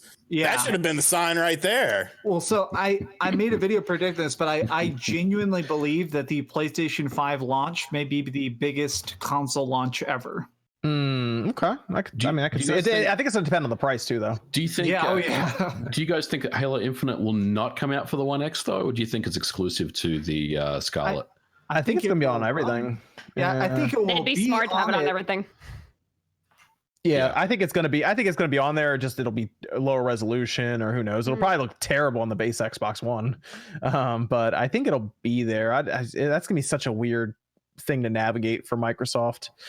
We accidentally got actual numbers, by the way, because who did it? I think it was CNN. Somebody did a piece, and they I don't know if they were supposed to or not, but they put out the actual number for the Xbox. I saw that. One. They're like 46 million, basically. Yeah, That's what I heard. I heard that number like 2 months ago, so I was like, they didn't sell an extra anything. Okay. Well, I know. Well, what is the rumor is like 44 mil this time last year, so they sold only a couple million since then. So I don't know, man. Yeah, they'll be passed by the Switch this holiday. So that's the way it goes. That's the way it goes. Angel says Bethesda delaying a game was shocking in a good way. That's for Doom. We'll be talking about Doom in a bit. Angel, thank you. Matthew Campo says, if I can only pick one trilogy out of these two for the Switch, which would it be? Would you guys pick Crash Insane trilogy or the Spyro Reignite trilogy? Spyro. Crash. I'm gonna say Crash. They're two different games, though. Like, Are we system dependent on that or no? It's just for the Switch. It says. Oh, for the do Switch. you want to get tilted or not? Because if you want to get tilted, get Crash. Yeah, I'm doing Crash. I'm saying Crash. I think Crash is faster, and I like the Crash as the lobby system. I like that it's just like level. So I think Spyro. I'll even probably say that I think Spyro's probably a bigger and longer game, but I like Crash more.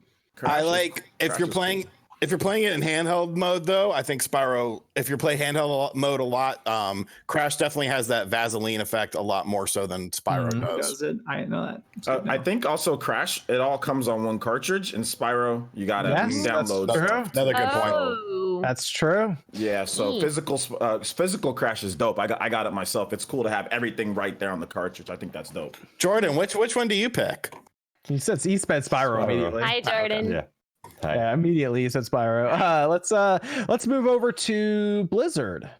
Yeah, let's talk about Blizzard. I heard they had a good week.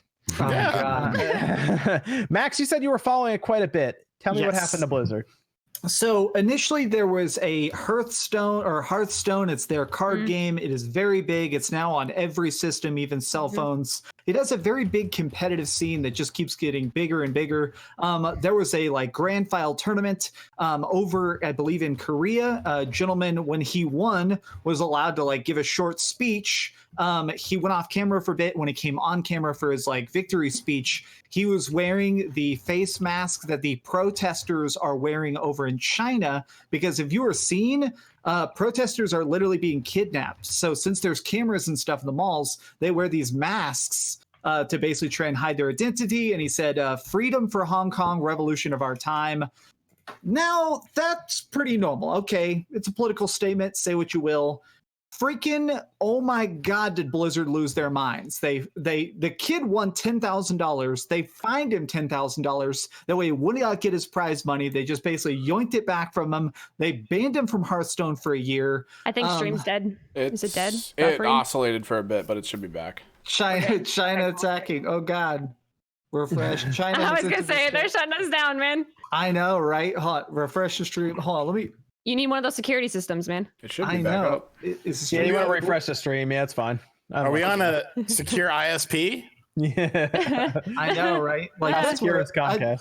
If so, let me tell you guys about ExpressVPN.com/RGT85. Get a free couple months or some shit. Could y'all do us a favor whenever? Yeah, back. Okay, so people are saying stuff in chat. Basically, though, once this happened, once this guy made this political statement, Blizzard shut him down hard. They took away the man's prize money. They banned him from Hearthstone for a year. After he's been competing for 4 years, so it was a big deal. Then they did they did a statement in China saying that they were offended on China's behalf. Just so many follow-up statements that got worse and worse and worse. Here's my 2 cents on the whole situation, because I don't really have a whole hell of a lot to say about it. But I actually put this in my video today. At the end of the day, companies don't give a shit about you. Them reach out and it looks like they're trying, they don't care about humanity. They don't care about humans. When it seems like they're trying to appease a certain group or do something to a certain group of people, it's not that they're doing that out of the goodness of their heart. They're doing that because they see a monetary value on those people. And this situation with Blizzard in China is completely indicative of that. Same thing with the NBA, same thing with all these other companies. At the end of the day, they want money. And by reaching out to people and by looking like they're... Did it just die again? For a little bit looks again. like it, bro. Oh God. Talking about Evan's this, gone. All right. I'm back.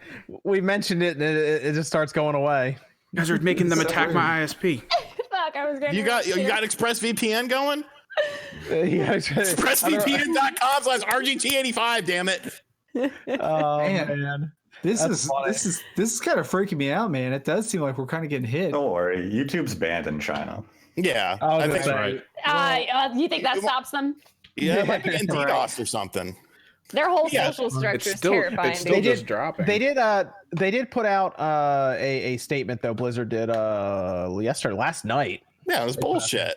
Yeah, they gave the guy his money back, and then they took his ban down to 6 months. But they said that their connections to China had no impact on their decision in the first place. That's not true. This is the thing, though. This is what's crazy to me, right? Like China, like we think about, quote unquote, as a mystery to us in so many different factors, but their government is terrifying. Like the things that they do to people. They literally cut up people. They literally take people they don't like and cut their organs out. Yeah, like it's insane. But also, like China has a huge, first off, microtransactions, mobile games, like those are huge in China. It like the potential for numbers and growth when it comes to games and their sales for even like Hearthstone and stuff like that is actually insane for what's actually allowed and what's not. Obviously, so many things are banned. So I'm not surprised that a company, like Sean said, they don't really care anything about us. They care about connections and numbers and potential. You speak out against something like that, it's probably something out of contract. You know, like when you're competing in events, like you're signing, I'm allowed to be on TV, but you're also signing things like I'm well aware that, you know, what I say can and will reflect back on me and or the company that I'm representing. So it's like really tough because I was literally just at Blizzard HQ last week. I literally got to stand in front of the orc statue, and they have a whole circle of their values and things that they value as a company. And one of them, again, you probably saw the tweet, was every voice is, you're supposed to listen to every voice. Every voice matters, yeah. Exactly. And, a couple of the employees don't agree with what happened. So they went and they taped over that value, and it was covered. And it was like so surreal for me personally, because it was like my first time there. It was really cool. Like, Blizzard's messed up. Activision, has been running them down the drain, and then to see that this happen so soon in succession, it just is so frustrating, but at the same time, it's like, at what point for us, are we gonna have to decide when something is enough, when we have to boycott something, when we have to protest something, because it comes down to, like, governments are terrifying, so it's like, are we surprised that a company is more concerned with money than it is the individual? Are we looking at the individual like, yo, you totally just made a martyr out of yourself? Like, how many people are with this individual now? And also the casters too, like, they got freaking fired, like, yep, they're gone, so well, 6 months, I think now.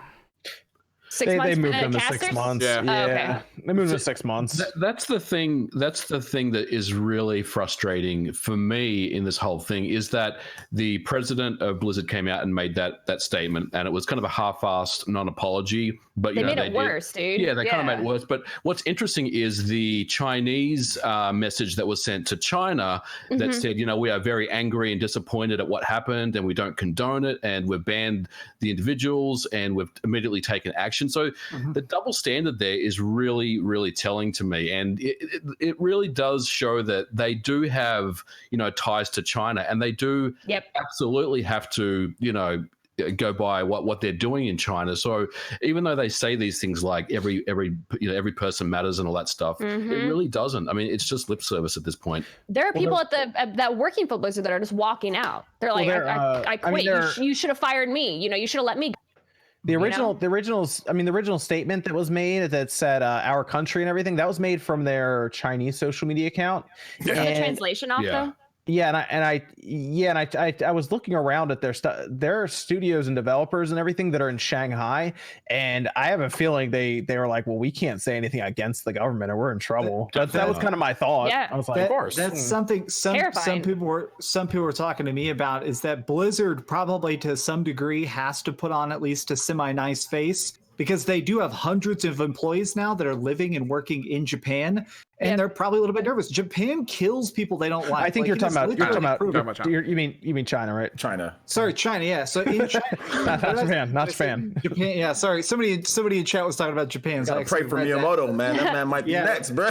They got one. Yeah. So what would have happened, like, if Nintendo was in the center of this? I know. Like, would that have happened the same or different? Well, Nintendo doesn't do anything with esports, so that's what I'm saying. Like, is there like a reason behind it all? Like, Nintendo's like, haha, now you understand why. Like, we don't want to even open that can of worms. Nintendo doesn't. I'll tell you guys, Nintendo doesn't get into esports because they don't want to deal with kids and like the money and stuff, like, and giving kids money, and they don't want to deal with none of that stuff. That's what I'm saying. It's a whole other can. Reason why. Yeah, it's Put the Michael Jordan picture up. You know what I'm talking about. Pretty much. No, really. That's the inside scoop. I'll tell you guys the reason why, because you got a lot of Smash Brothers players complaining about Nintendo doesn't want to get involved with it because they don't want to get involved with all the drama. You got kids, potential pedophile stuff, guys dating younger. They don't want anything. They don't want anything to do with that crap. Wow, that world apparently is a lot more different than I thought it was. All right. There's a lot.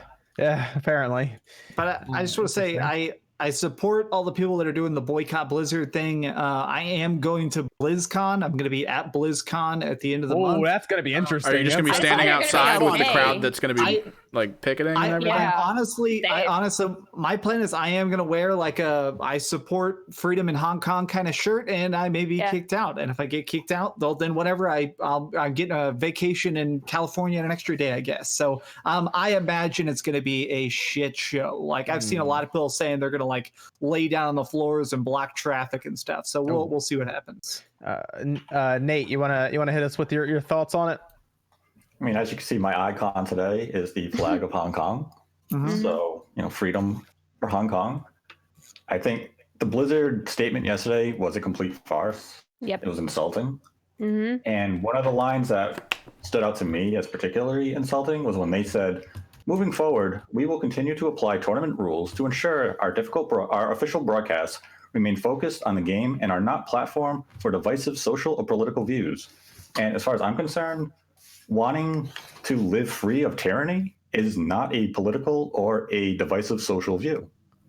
the people of Hong Kong have the right to live the way they've been living for the last 28 years, free of Chinese rule, free from China's horrific reach. Mhm. And the player who came out and said his statement, that's not divisive. That is just saying, that is opening the world to the horrors that the Chinese government is performing to the people of Hong Kong. And Blizzard took a cowardly stance. And what we're seeing, especially from the NBA, where we're kicking out Americans from American arenas for wearing free Hong Kong t-shirts, the entire situation is disgusting. And American companies, be it Blizzard, the NBA, Apple, have to stand up to China and say, no, you're not censoring us. And if they are going to bow to their Chinese overlords, they're basically doing, I'm going to quote Stephanie McMahon from a few years ago, where she said, philanthropy is the future of marketing. And that's all we're seeing from these companies now. And that's kind of what Sean alluded to earlier. Yep. It's all It's a marketing tool. Yeah. And I've always thought that. And some people buy into it. If you want to buy into it, that's cool. But, you know, maybe I'm just a cynical person, but I've always thought that. But really, at the end of the day, there's only one individual in the entire world who can fix this situation. Fine, I'll do it. No, not you. It's Dennis Rodman. Yeah, okay. Real talk. Sure. Real Okay. talk. Dennis Rodman is the one part that motherfucker can. Weird I thought that was dude. North Korea. Is it? I thought North Korea was obsessed with Dennis Rodman. Yeah, send him to China. He'll start fixing shit right out gates. I'm not all he's done is rebound. That's all I know he's done. Nah, dude, he did shit with like North Korea. And Yeah, he was stuff, like their friend and everything. No, he was there, but he didn't really. He just went there and then he came back and like. But I mean, he like opened up like talks and stuff with them, because you remember a couple years ago, a lot of people were looking at North Korea like, yo, these dudes are dangerous. You know, something big could end up happening here. And like Dennis Rodman went over there and was like, okay, all right, send him over there. Send him over, man. He made a statement on CNN saying, yo, I'll go over there. Like, dude, don't care. I'm not the biggest wrestling fan, but wasn't there some pay-per-view in like China or North Korea, like with Ric Flair, like back in the 90s, Ric Flair and Inoki? Do you remember that? There was like Collision in Korea or Collision in China. Korea. Yeah. Let's get Ric Flair down there. He'll fix them up. Exactly. These are the people we need to be looking towards. Ric Flair is so old. I love the idea of him just walking into China and going, woo! And like, democracy, he did it. Oh man, that'd be something. And then Jordan, did you have any comment on the Blizzard situation before we moved on to some super chats? Just because I'm majority ignorant to every detail in the situation, you know, I think it's obviously messed up what's happening, but I can't sit here and say I've studied and learned every single part of it, so I don't want to misspeak on anything. But obviously, I'm fighting the good fight. I support what's the justice cause out of this. Just go post a picture of Winnie the Pooh on your Twitter account, and you'll be fine. Yeah, okay. You'll get instantly blocked in China. Yeah, perfect. And then OJ, I think you were mentioning at one point you're gonna look into it a bit more. People were telling me to watch certain videos. I was like, I don't want to watch certain videos and not know. Okay. I want to know every detail when it comes to this type of stuff. So I actually did do a little bit more research in between the time that I went off air and everything. And from what I'm hearing, without hearing anybody else's opinion. So this is like, I've heard you guys, but I did do some more research on it. What Nate is saying and what Miss Click is saying and what everyone is kind of saying here is pretty much the just cause. This is not right for the people who want to just, have a fair life, and it seems like it's very unfortunate with these guys in these situations with the player and also the broadcasters, and they really don't. We saw what happened with the NBA, right? Like, there's a lot of money in China, and obviously they're going to care about that's very, very important to them, to these big companies. We saw it with the NBA, with the Houston Rockets, and we're seeing it here as well. So it's very unfortunate, but this is, I honestly, after researching, this is how I expect a lot of big companies to act, to be honest. So I'm actually not too surprised. I mean, I just want to throw something out there. People in chat are saying, why politics? So here's the thing. Consoles, no game consoles, nothing was actually allowed in Japan until just a couple of years ago. China. Why do I keep saying Japan? What the fuck is happening? So in China. Why do you hate Japan so much? I know, right? Yeah, ban Japan. No, so in China, They actually all game consoles and stuff were banned in China for a very long time. They only started allowing them recently. Yep. So a lot of companies right now are being super tiptoey. Like PlayStation, Potential Xbox, is crazy. Like they're so afraid of getting banned again. Like everybody is kind of just like whatever China wants, because that is possibly hundreds of billions of dollars. Well, like Blizzard with Overwatch in Japan and China. You got it now, me saying it. In China, Overwatch, like in America, Blizzard was very LGBT progressive with the characters. They have openly gay characters in Overwatch. In Years China, later, they're censored. They are not gay characters in China. They're censored. So it's like PUBG. You wave goodbye when you get shot in China. I do love it. You die and you wave goodbye. Well, you saw what's up for approval right now with the Chinese government, right? That Activision's trying to push through. Call of Duty Mobile. Yeah, that'll go over well. That's up for what you call it right now. They're trying to get approved, so they're being quiet on the whole thing, I bet. So, I mean, like I said, mobile games rule China right now, so it's insane. Mm-hmm. So when you go to China, you're no longer gay? Is that what's happening? Did you walk through and instantly know. So I love I meant it was a stupid joke, guys. I'm just saying. So, this is the Chinese guy said, "No, you can't be gay. These characters are gay." So you go to China, you're no longer gay. No, All right. something is. I love the Bohemian Rhapsody. They made like a Freddie Mercury movie. A big part of that movie is about like Freddie Mercury like realizing he was gay and dealing with that while having his music career. They edited all that out in the Chinese version of the movie. So the movie doesn't make sense. It's like a concert, and then at the very end, a guy shows up and says, "You saved the world, Freddie Mercury." It's like, what the fuck? And the movie is like 45 minutes. Is this up on YouTube? Can I catch this? No, but I've heard. I wish I could track it down because apparently it is like half the length. Someone in chat find that, please. Let me go through some of these super chats where we talk about the PlayStation 5. Evan, do you have a Discord question for us? Are we thinking that Breath of the Wild 2 is going to try to remain as open world and you can kind of go to whatever you want in order to get through it? Or if it's going to be more of a tunnel experience? I don't want to think about this yet. Yeah, I think it'll still be open world, yeah. That'd be weird for them just to completely ditch the game design of the first game in a sequel. I think they're going to build on the openness. I think they'll build on it. If we get the same open world, it'll be cool. Maybe it'll be like the end game content we want. From the rumblings, it just sounds like it's going to be kind of the same open world, but with well thought out, well designed dungeons involved. They're going to build that's about it. The foundation of what they have at Breath of the Wild. And it won't have to be assets and everything else. And it won't have to be built for the Wii U. So there you go. On top of that, they also showed the open world in the first trip. They did. They just showed it. It's that you're going to be there. There's an open world. They already showed it. We don't really like see specifics, like if there's anything new, because it looked pretty bare. But like, I don't think it was like close down enough for them to actually show like the civilizations. They can show the full map, but they don't show how you traverse it. They don't show if there's areas blocked off based on gear you get. We don't know if Ganondorf's revival torched the land and everyone's dead, and we don't know what happened. So. Okay. I think the trailer wanted real quick. I do think that the trailer wanted to stress that you are going to be able to there are going to be more elaborate story parts and there's going to be more elaborate dungeons because that's the first thing that they showed you in that. Whereas the first game kind of focused on, look at this big open world, right? When we first saw that all game. the animals. And now stuff, it's more like, look at the story elements into the game, So that's what they wanted to kind of show us with that. Plus the open world too. Plus like, hey, look, you still got this. So I thought it was brilliant. As the first trailer, it kind of let us know what we need to know. Cosmic Creeper on Streamlabs says hashtag free OJ. I'm back. Yeah, back. California, we're having issues here in California, guys, with the power outages, man. It's been pretty crazy. Then Ibrahim Gunner says, as always, keep doing great, everyone. Thanks, Ibrahim. I appreciate it. Thank you. And let me go back over here to the super chats. Dindora says, insider tip, call your ISP and tell them you run a business from home. You can get business internet with no data cap. Yeah, but it usually costs more depending on your ISP provider, like a lot. Yeah. Like I know we looked it up once. It was like $100 more a month. Dude, I had to call them to get somebody I had to call them to get someone to come out here and install like a gigabit down. Yeah. And it was like 40 up or 50 up or something. So I told you what they did to me, right?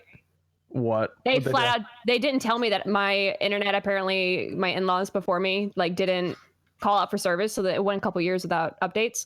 Apparently my service was causing interference for other people. They shut off, they put a cap on my service. They didn't tell me. So I'm in the middle of stream, everything cuts off like a couple days, and I'm like, hey, my internet's been out. And they're like, oh yeah, we shut it off intentionally, so you would have to call us and bring someone out. I'm like, you could have just told me. Like, Wow. I'm here every day of my life. Like, this is literally what I do. Like, pay me. Like, but yeah, no, it's stupid. You know, they said they work for AT&T, so maybe it's just for that specific service.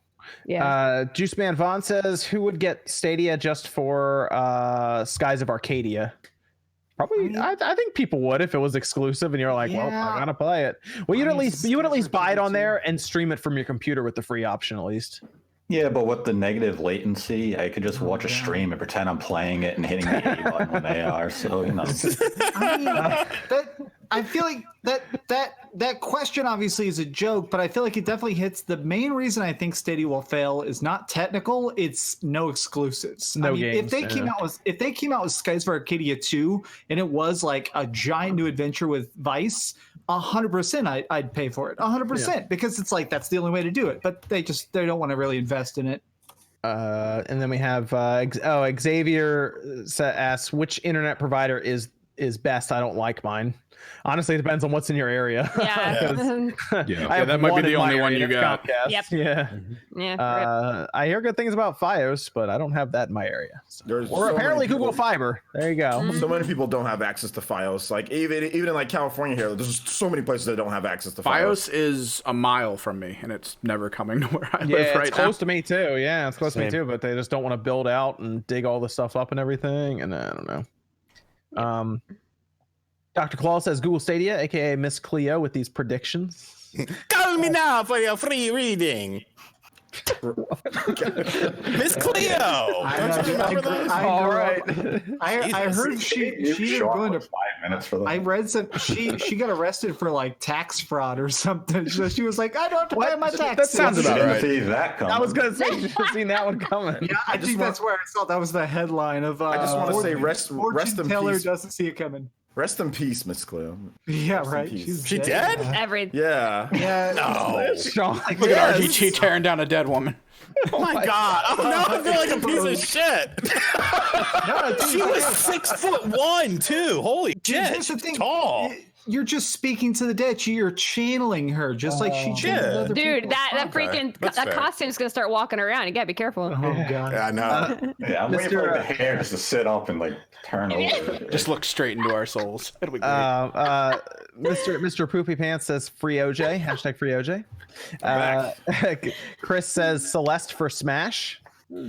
Maybe like some kind of trophy or one of the spirits or something. Spirit, yeah. Spirit. Drop in there. Oh, that'd be kind of cool seeing Celeste like in 3D, like a fully like 3D model of Celeste fighting. cool. That'd actually be pretty dope. Wouldn't it? Like Yeah. yeah, that'd be cool. Ethan R says, how's Mitch doing? He's good. He's hanging out. Okay. Grandma came over, not this past week, but the week before, and checked on him, made sure the leaves were okay. And then Jonathan Congus, greetings from Japan. Hopefully everything's good out there in Japan. Sounds like Except there's a for lot Max going on. trying to end Japan. You know what I learned tonight? China and Japan are not the same place. He says with Aonuma and Nintendo wanting Zelda every year, will we see Wind Waker HD or Twilight Princess HD ports for the Switch next year, possibly spring or summer with Breath of the Wild 2 holiday 2020? You didn't even mention Skyward Sword. I legit think we'll get Skyward Sword first. You think so? 100%. Okay. Yeah, I mean, next year. Why else would he tease it? Why else would he even? Yeah, that's true. You know? Next year, we're pretty sure Breath of the Wild 2 is going to be holiday 2020. Yes, so the I year definitely after, or the anniversary, That's always a possibility because you know it's going to get delayed. and then 2021, some kind of Well, they remaster. can't delay Breath of the Wild 2 yet. It hasn't even been dated. No, I mean when they announce it, right? Like it's probably going to get announced.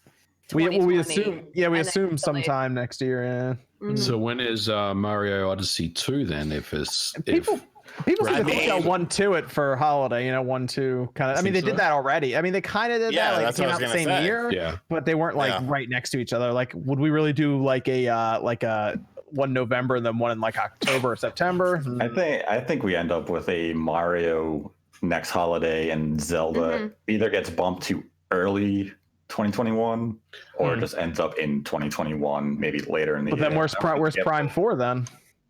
Holiday. 94 is a long ass way away. That's 2022, Yeah. huh? That's one of the last Yeah. games on the Switch. Okay. Do you think the new consoles has any impact, any bearing on when Breath of the Wild 2 would come out?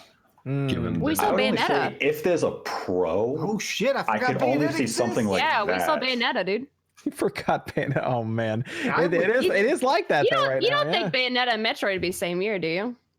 If Bayonetta's not Because now that next, we're done Bayonetta with Astral, needs to be next year, right? if Bayonetta's not next year. year, then Nintendo was silly to announce it as early as they did. I think Bayonetta's going to be like how Luigi's Mansion is this year. Bayonetta will be like that around that time Okay. next year. Bayonetta's 20. Maybe yeah, Game Bayonetta's Awards? 2020. It's 2020. It's Game coming out Awards, you think, 2020, maybe? and It's gonna be dope. Yeah, they're gonna show. They're gonna have a I saw trailer Bayonetta for it. last game. They're gonna have a trailer for either Game Awards or like early this year or early I'm next down year. for it. I'm down Yeah. for it.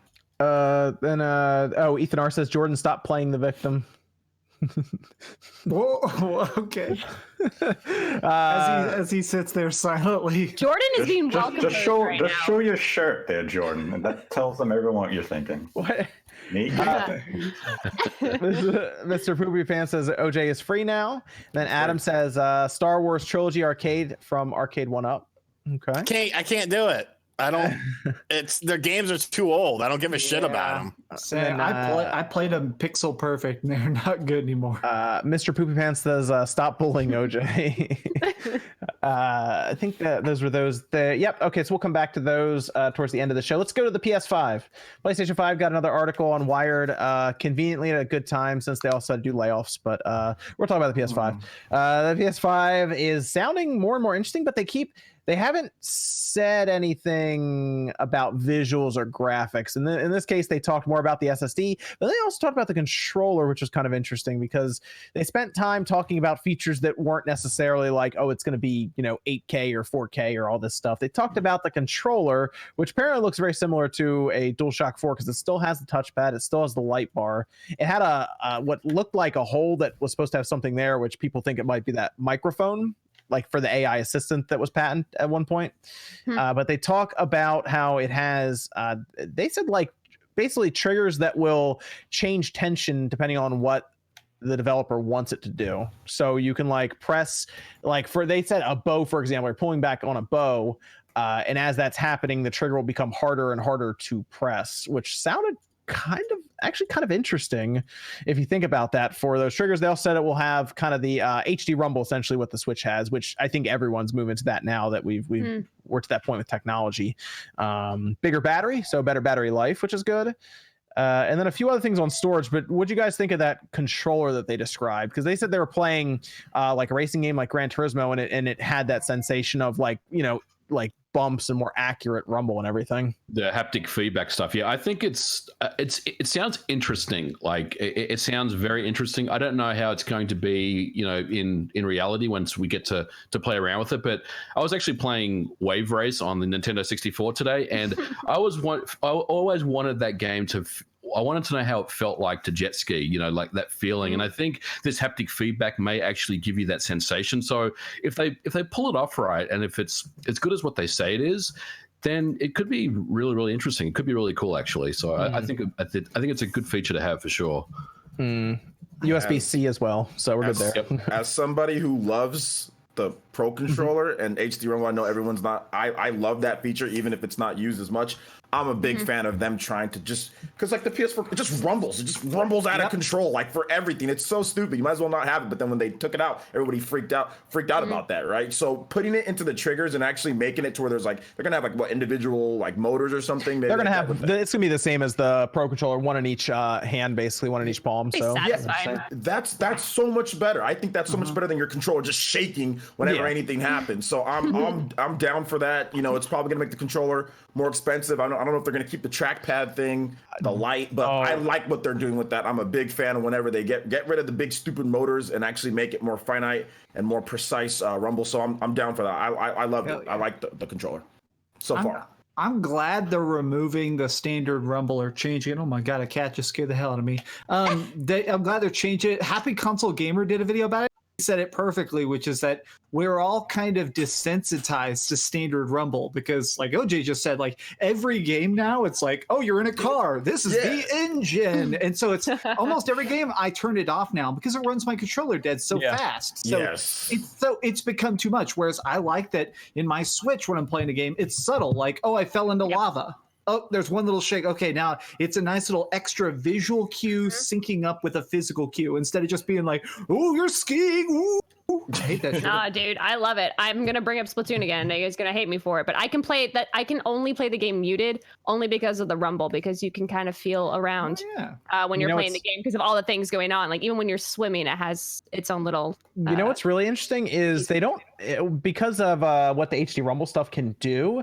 I almost wondered if the system has a speaker on it, but remember the HD Rumble and the Pro Controller and the Joy-Con can actually make their own noises and sounds as well. Oh yeah, which was kind of a weird thing to see when they did that. But they said there'll be a better speaker in the controller as well. It sounds like these controllers, the more they described it, I was wondering how expensive are these controllers going to be? 70, $69.99 for the I think it's 80. I think they might be probably, $80. Yeah, I think 80 to 100. I think I'm a little concerned crazy. about this right now with these controllers. They're already $65 for the PS4 controller. 70 to 80, yeah, probably. You're probably right about that. Yeah, 70 to 80. Because the Pro Controller for the Switch is 70, right? Yeah, it's $69.99. Unless you buy them at Walmart.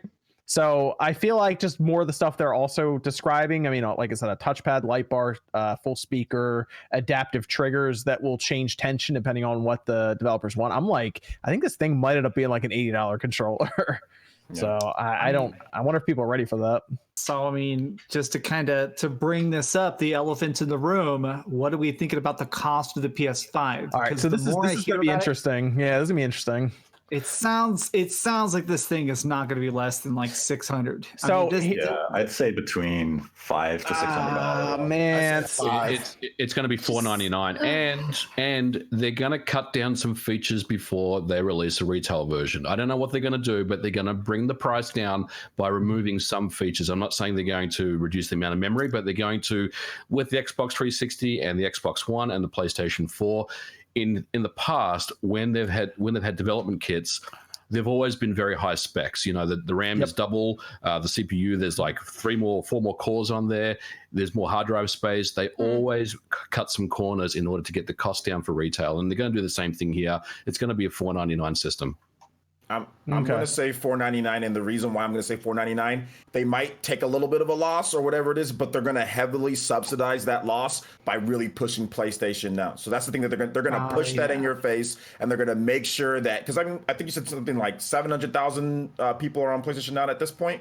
And that's not being pushed as much as that's building it up. I think that with getting people's PlayStation Plus membership plus PlayStation Now at the same time, they can maybe do a PlayStation Plus Ultimate Game Pass thingy, and that's how they're going to subsidize the PS5 being $499 instead of $599. They're going to just make sure people sign up with PlayStation Now and make up that with it, plus the third-party support and everything. So that's the reason why I think it's not going to, because they know they can't make it for $5. They know if it's $5.99, it's probably going to be it's not going to go well for them. What games are coming out with it? What games are we launching with? That's the other thing. We don't know. Well, that's the thing. I'm just we looking know at 5, and I'm like, hell no. We only know Blue Point's got a game in development. Blue Point's showing up with something. It's Bloodborne. I can't. Or sorry, it's. I bet it's gonna be Demon Souls. I'm putting it out there. It's gonna be the first. Launch? It's gonna be the first Metal Gear Solid fully redone. No, it's Ico. They're gonna bring out. Oh man, really? That's what I said on the Press Start podcast, and everyone's like, "No one needs Ico." I know, but that's why they'll do it. Dude, for some reason, I'm reading. They wrote a novelization, and I'm reading it right now, and it's so bad because that whole game is silent, basically. So it's like she yelled back, "Oh!" It's terrible. Yeah, they're not going to do that. I think with the globalization and kind of the whole reports with Sony of America kind of seizing most of the power, they're going for a really Western-based device, and they're going to go for big blockbuster style of games. They're kind of some Japanese developers have said they're kind of outside of Square Enix and Bandai Namco, the big ones. Some of the middle ones are saying we're not really getting much information on this. So I don't think they're going to go with that style of game. They're going to go for stuff like Destiny 3, or they're going to go for stuff like that, the big type of games. I think games like Ico, Shadow of the Colossus, games like that are going to be put on the back burner until this thing gets 6. Yeah, until this thing gets more sales. Then maybe we see stuff like that, but maybe we see like a big Ratchet and Clank at launch. I think that's a possibility as well. You know, I think the right move for them, given the fact that there's 1 year to go before the thing gets released, is the kind of the cross-gen games, right? So they're going to basically offer Death Stranding PS5. They're going to offer The Last of Us 2 PS5. Ghost of Tsushima PS5 with PS5 specific Final Fantasy with PS5 specific enhancements like ray tracing, 4K 60, whatever, to really kind of dangle that carrot in front of people to really want to upgrade and get that. And loading times as well, obviously much faster loading times. I think if they do that, which they probably will, is it's going to be enough for them to really sell a lot of units, when it launches. It's gonna be interesting because they don't really launch game systems over what, $400 except for the PS3, and that did not do well for them. That's gonna be tough because remember it was a big deal when the PS4 got announced for $400. Yeah. That was a really big deal because Microsoft had announced for $500, and they put a camera in there. I think we're going to see the reverse. We're going to see the reverse of that happen. I think Microsoft is going to undercut PS5 by about $100 with the Scarlet. I think you're right. I think you're right. I think Microsoft's going to have the cheaper console. That's going to be so weird. And they'll have Halo Infinite. They'll have Halo Infinite. xCloud will probably be up and running in a fairly good state. And if Microsoft has to take a loss, they will, because they can afford to lose $50 or $100 on the system and recoup it after the initial 10 million sales. Sony cannot do that. Yeah, that's the weirdest thing right now, is that Sony is very much being held up by the PlayStation brand. So they need this console to be profitable in the first year. Now, even if it's not the console itself and it's just software sales, they definitely need to find a way to keep it afloat. Whereas Microsoft, I mean, they could give them away in the parking lot. It's gonna be an interesting year in 2020. Do you guys think they're gonna have some sort of event like in like a February or something to reveal the PS5, or do you think they'll wait till after The Last of Us? You think they'll reveal it before The Last of Us 2 launches or after The Last of Us Part 2 launches? I think it's tough. I think it's gonna do it real early. I think it's gonna be real early. I think they want the my theory is that they're gonna try and have 2020 be the year of PlayStation, and I think that what they'll do is like February, they come out with a giant presentation. They show the controller. They explain why this isn't Cortana that's listening to you pee or whatever. But then I think every 2 months, maybe they'll talk about another exclusive and then like maybe release it around the time of PSX. They're not just going to tweet it out. So I think that there is a chance that they can put the system out at $400. Oh, what are they going to take out of it though? I think I think there's a possibility, right? That they're not going to. How do you have a ray tracing machine for $400? Yeah, what? I think there's a possibility that the system actually comes out and it's announced and it's not as powerful as people think it is on paper. Well, I mean, what are you what would you say your expectation is on paper? Because I mean, I would put mine at top tier for a PS5 around 14 teraflops. I think that's too I'd put high. It between 12 to 14, more than likely towards the lower end. I think that might be I think that might be too high. You're going 10 to 12? I think it might be closer to 10. What's more expensive right now, CPU cores or memory or disk space? Because whatever it is what they're going to cut in order to get that price down. Yeah, because I think they'll leverage something like the SSD more. The way they were talking about it, they were talking about how it will help to save space and they'll be able to load games faster. And I mean, at this point, people are playing Xbox One X games at 4K at times, even though the CPU is very weak. So they kind of bring up the CPU side and the GPU side gets a boost. But I think on paper, they might come to the table with something that's closer to like 10. And they're like, look how much faster it is. It does these visuals. It does 4K. I agree with John, because I think that if you're looking at it, if you have like a 10 teraflop, 11 teraflop, most people don't give a damn about that stuff. And I mean, look at what they're doing with the PS4 and The Last of Us. If you bump that up 3 times the power, 4 times, whatever the case is, you're still going to get amazing games that can run in great frame rates and great stuff. They don't need to have this crazy, super powerful PC type thing. I agree with John. Make it to where it's efficient. efficient, make it to where developers want to work on it, closed box. People play PlayStation because of the first party games, because they love that. They like the controller. They like that stuff. So I have to agree with John. I think they're going to try to get it and subsidize it with PlayStation Now and subsidize it with the PS Plus. I love my PlayStation 4 Pro. I love my PlayStation 4 Pro so damn much. And part of it is those great visuals and stuff. So I don't personally, as a PlayStation fan, I don't like the idea of the PS5 just being the PS4 Pro. It's going to look really good. The thing about it is it's a law of diminishing returns, though. You know what I'm saying? I've seen there's that graph that goes around of like 10 pixels to a million pixels. Like it degrades over time. The problem, so I think these interviews are actually kind of telling with what's happening right now, because if the system was that powerful and they were pushing towards it, I feel like they would have shown up and been like, oh yeah, it's these many teraflops and all this stuff. They haven't even told us how much RAM's in the system. They're telling everything they're doing with these articles with Wired is intentional. The timing is intentional. Everything, they're timing it actually to the distribution of dev kits. Yeah, but a lot more are getting dev kits a week prior. All of a sudden, there's an official article detailing certain aspects of the system. Right. Sony is preemptively beating leaks, but they're also controlling the flow of information. They want you to hear their buzz terms. They want you to hear ray tracing. Mm-hmm. They want you to hear all this. So it sounds like the PS5 is going to be this, oh my God, system. And they get ahead of all the leaks that could potentially say, well, it's not going to be exactly that. But here's the thing. People are talking about teraflops when what they should really be talking about right now is, instead of developing for a 5400 RPM drive, a mechanical drive, these developers are going to start developing for a solid state.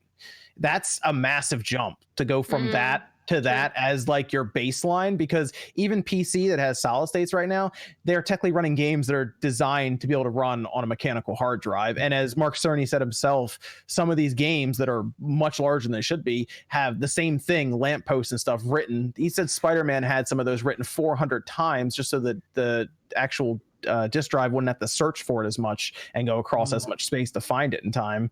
I think that is going to be the biggest jump between generations, is going from a hard drive, like a mechanical disk drive, to a solid state. If there was no ray tracing in this thing, I would agree with you, $400 all day long. But what is the cost of the cheapest graphics card that has ray tracing right now? The problem we have right now is AMD doesn't have that out yet. That's part of their roadmap for next year. So whatever, because remember, AMD tends to end up coming out with cheaper products compared to NVIDIA. And I think the reason NVIDIA's RTX cards, I mean, the 2070 Super 2060 can do it, and that's 300, I think, right? Mm-hmm. But NVIDIA is the only one that has it out right now, so they set the price for ray tracing currently. So AMD could show up with a cheaper video card that just does it. Back in the day with the 5770 that Evan bought, that was a cheaper card. It did tessellation, but it did it at like 10 frames a second. And what's going to be the comparison? Like, is AMD's ray tracing going to feel like the Nerf version of ray tracing? Is it just like, oh, these kind of doing light bouncing off of things? I mean, it's supposed to be hardware based. So, but I mean, like, they haven't really talked about, like, all they said is, oh, it's hardware based. Yeah, but I mean, what are we actually going to get from ray tracing on the PS5? Obviously, games aren't going to use full ray tracing features. That's not going to happen. It's going to be optimized to certain tiers where it might be, it's going to be on a metallic surface, it's going to be on water, and those games are going to probably be 30 frames a second. Whereas the lesser visually demanding games, you might get that 60 frames a second with a little more ray tracing features being highlighted on the game. But right now it just seems like a buzzword. They just want to say, we have that latest tech, we're going to support it, but it might just be, look at that puddle in Call of Duty. And there's already current hardware differences between the cards. AMD has its own enhanced physics, and then NVIDIA has PhysX with the actual X at the end. And games will adjust entirely how they visually look because of the PhysX approach. But the AMD stuff only just adds a couple particles here or there. It doesn't really allow for the major stuff to happen. The biggest thing I look at that too is ray tracing is still so new, and to be honest, developers they don't have a reason to really spend a lot of time in it right now, because the consoles don't do it right now. So you can play around with it on a PC, and you're like, okay, the 3% of people who have these really strong RTX cards can do this. That's cool. But once the consoles that get millions and millions of people in a closed box, setting for their system can do it, then you'll see, I think, some pretty creative ways for ray tracing to happen, which of course will then translate over to PC and everything. But I think there are some methods that we don't even know with ray tracing that will be really, really cool and could show up on consoles and then make its way over to PC. So yeah, they'll optimize it a lot with consoles using the feature. It's just going to be, and once they optimize it more and more, we'll see it used in better, more efficient ways. Okay. But right now, we're just not going to have like a Last of Us 2 tier game using full ray tracing features at 60 frames a second. That's just not going to happen. So what about the idea of multiple PlayStations launching at once?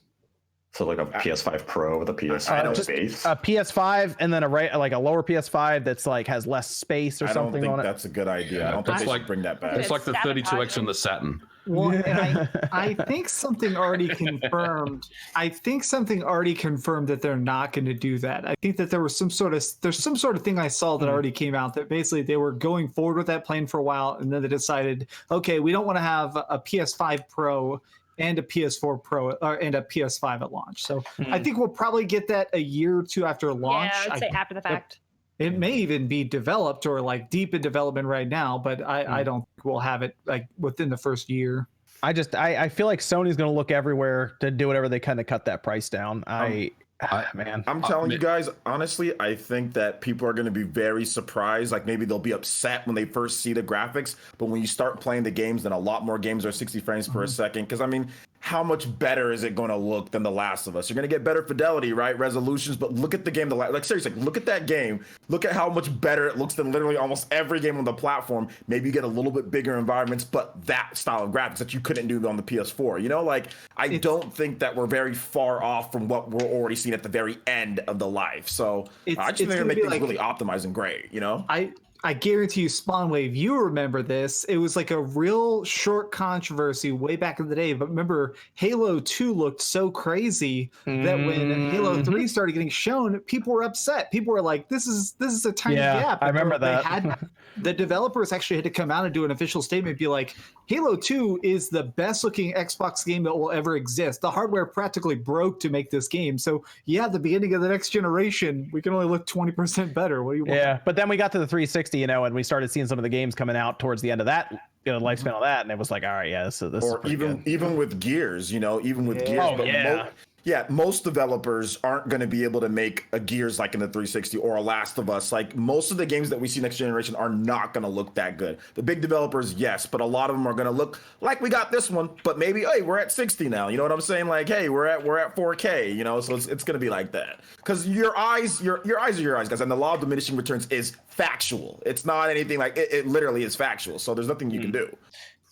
Well, I'm certainly picking it up when it comes out, obviously, and we'll take a look. Oh yeah, day one. Yeah, day one for me too.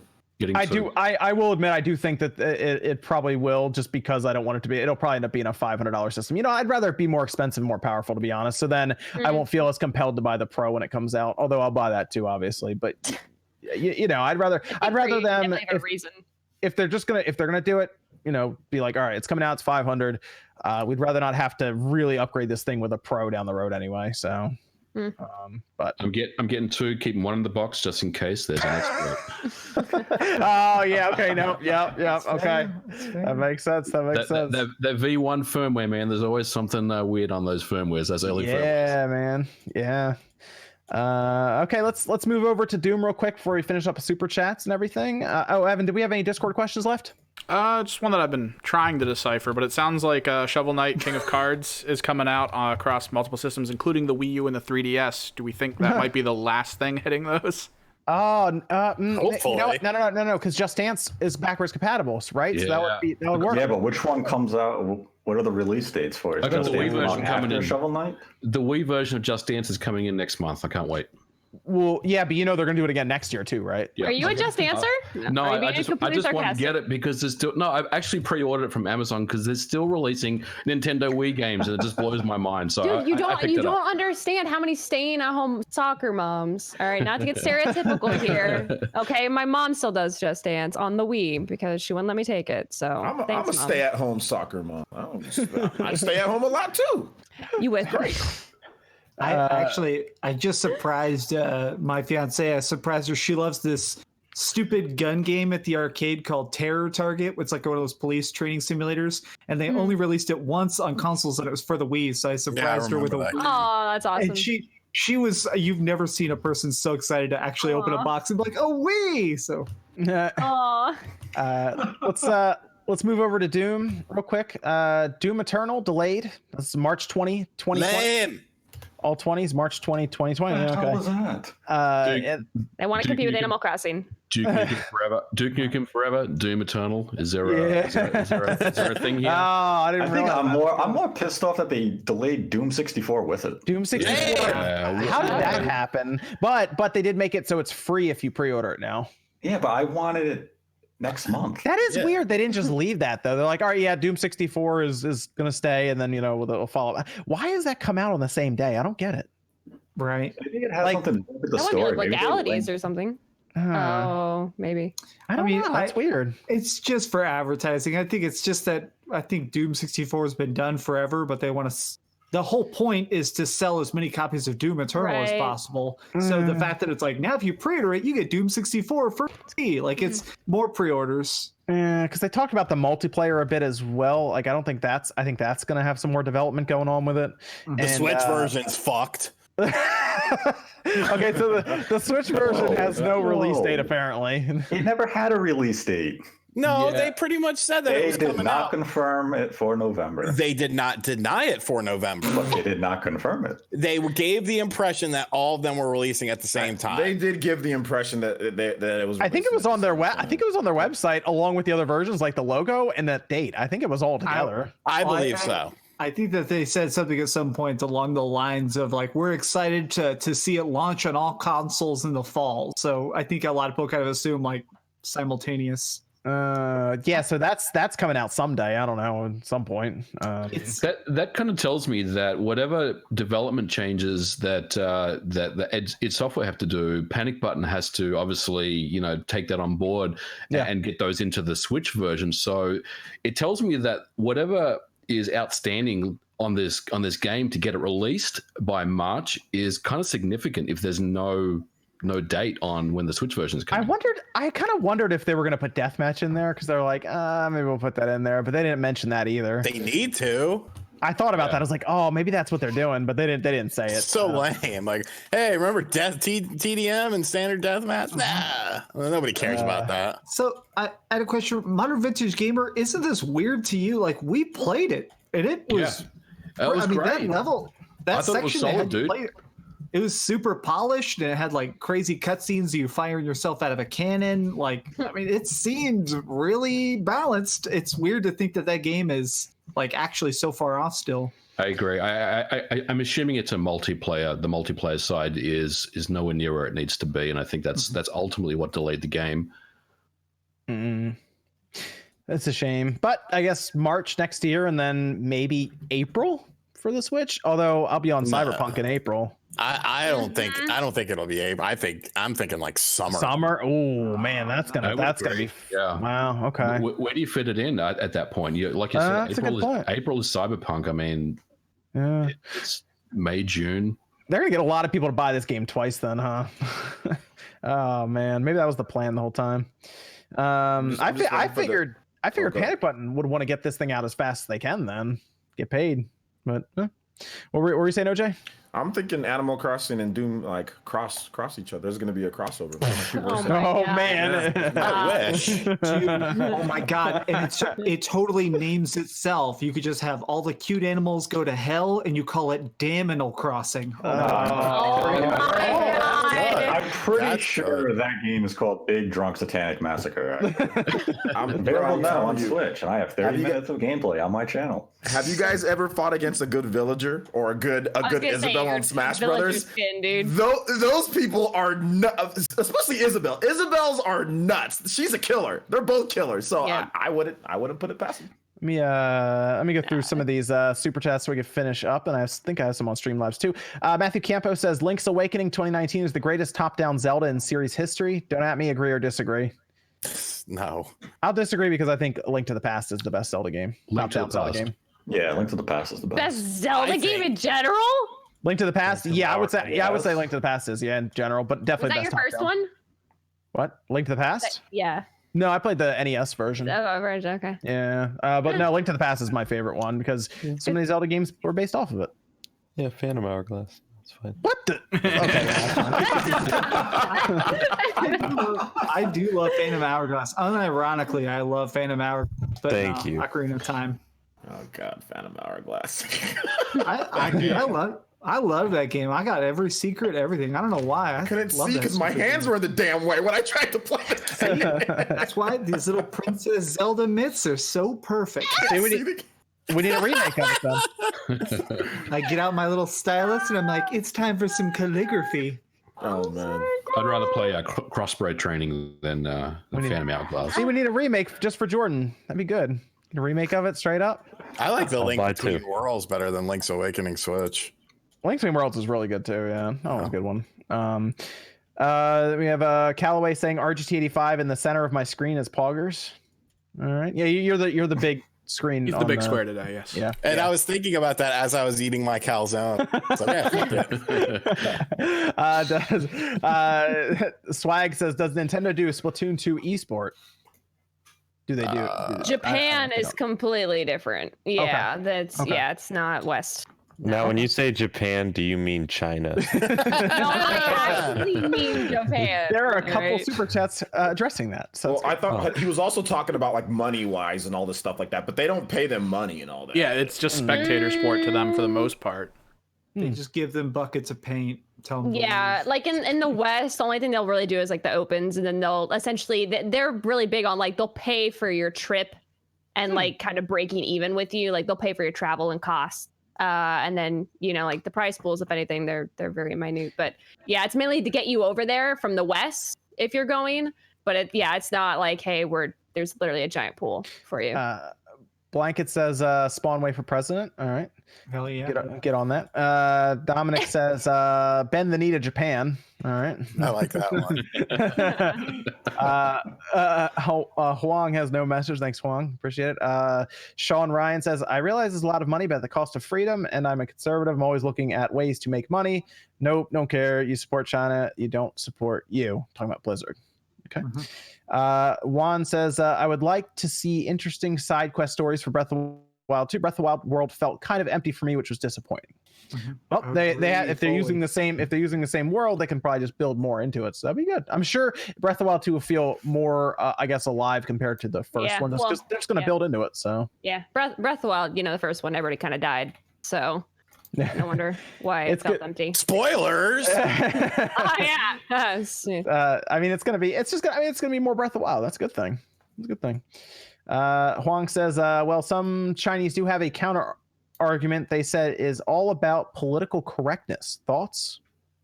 I mean, China is literally at this point executing protesters. I mean, like they shot that one lady in the eye.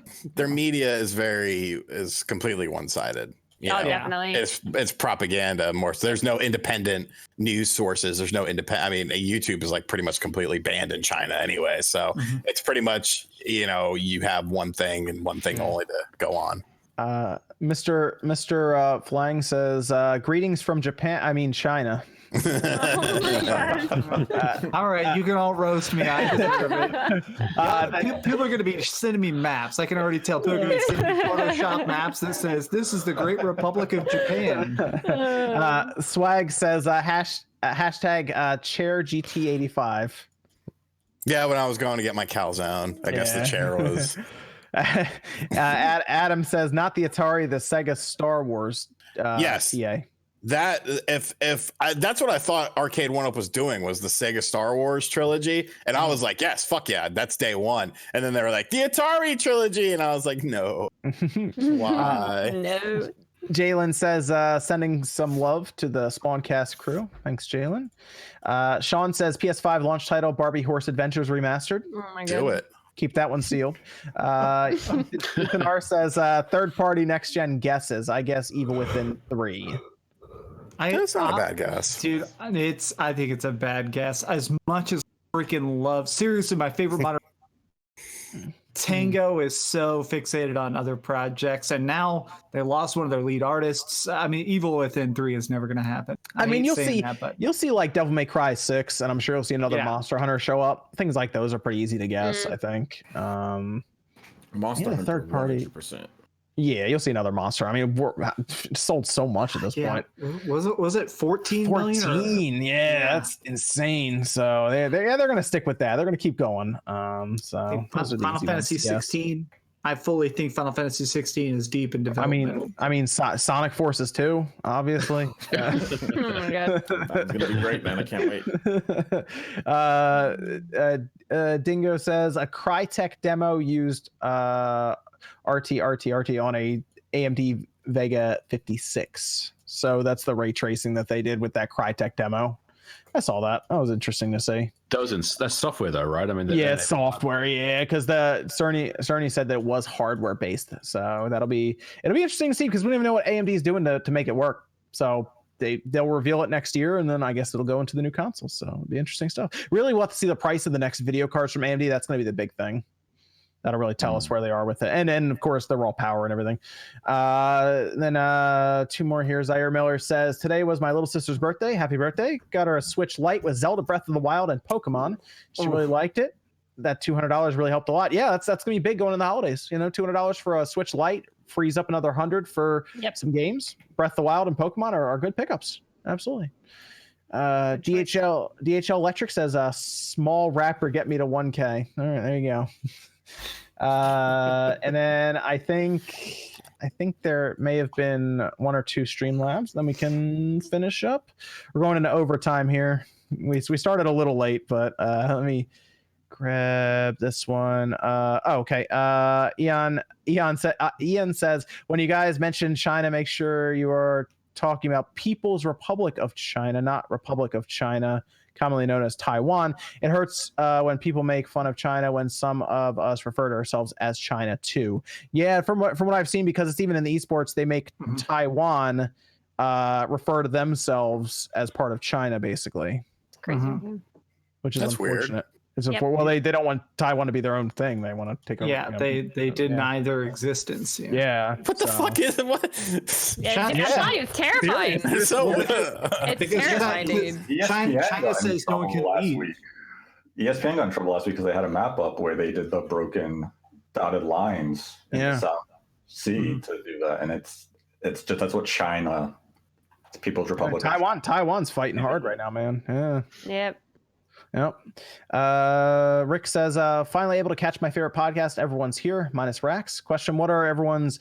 What's everyone's game? A game to be remade, a game to be remastered, and a game to be continued. You can Silent pick Hill any one 2. of the three. Silent Hill 2.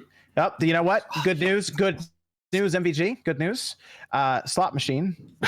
We're good. We're in. Chrono Trigger, Chrono Cross. Chrono Trigger, Chrono Cross. I'd like to see Super Mario RPG get some kind of actual remake. That'd be cool.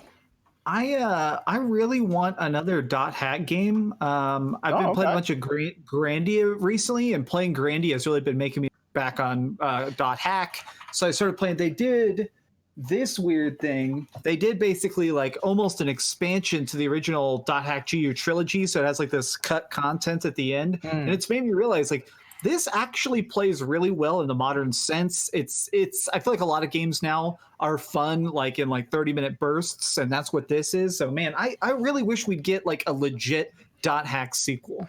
And then a game to be I guess continued is Mega Man X9, because that's not going to happen obviously in December or anything. NX Revolution, I'm more annoyed the Switch version was delayed, and I'm pretty sure they did confirm the Switch version was initially day and date. That's for Doom. And then last one, Rukia X Play Network says, finally went and got a Switch Lite, and I am loving it. It's a good little system. Yep. Great for Dragon Quest 11. Oh my gosh, It's a good little system. My fiance is Grep. She's been jealous of mine. She's actually tomorrow. She's trading in her normal Switch to get a time. Really? Well, she's super blown away by the battery life, and she sees me playing it all the time without charging it, and that's her big problem right now. Is his runs dead. It feels so nice though. Like don't not to take it out of context. It feels so nice. I have to finish up with this comment after this one. Oh, this one's from Strawman saying ever the ugly barnacle killed everyone in Breath of the Wild. And then the last super chat, which is great, Sean, is Ethan R says AAA Knights game.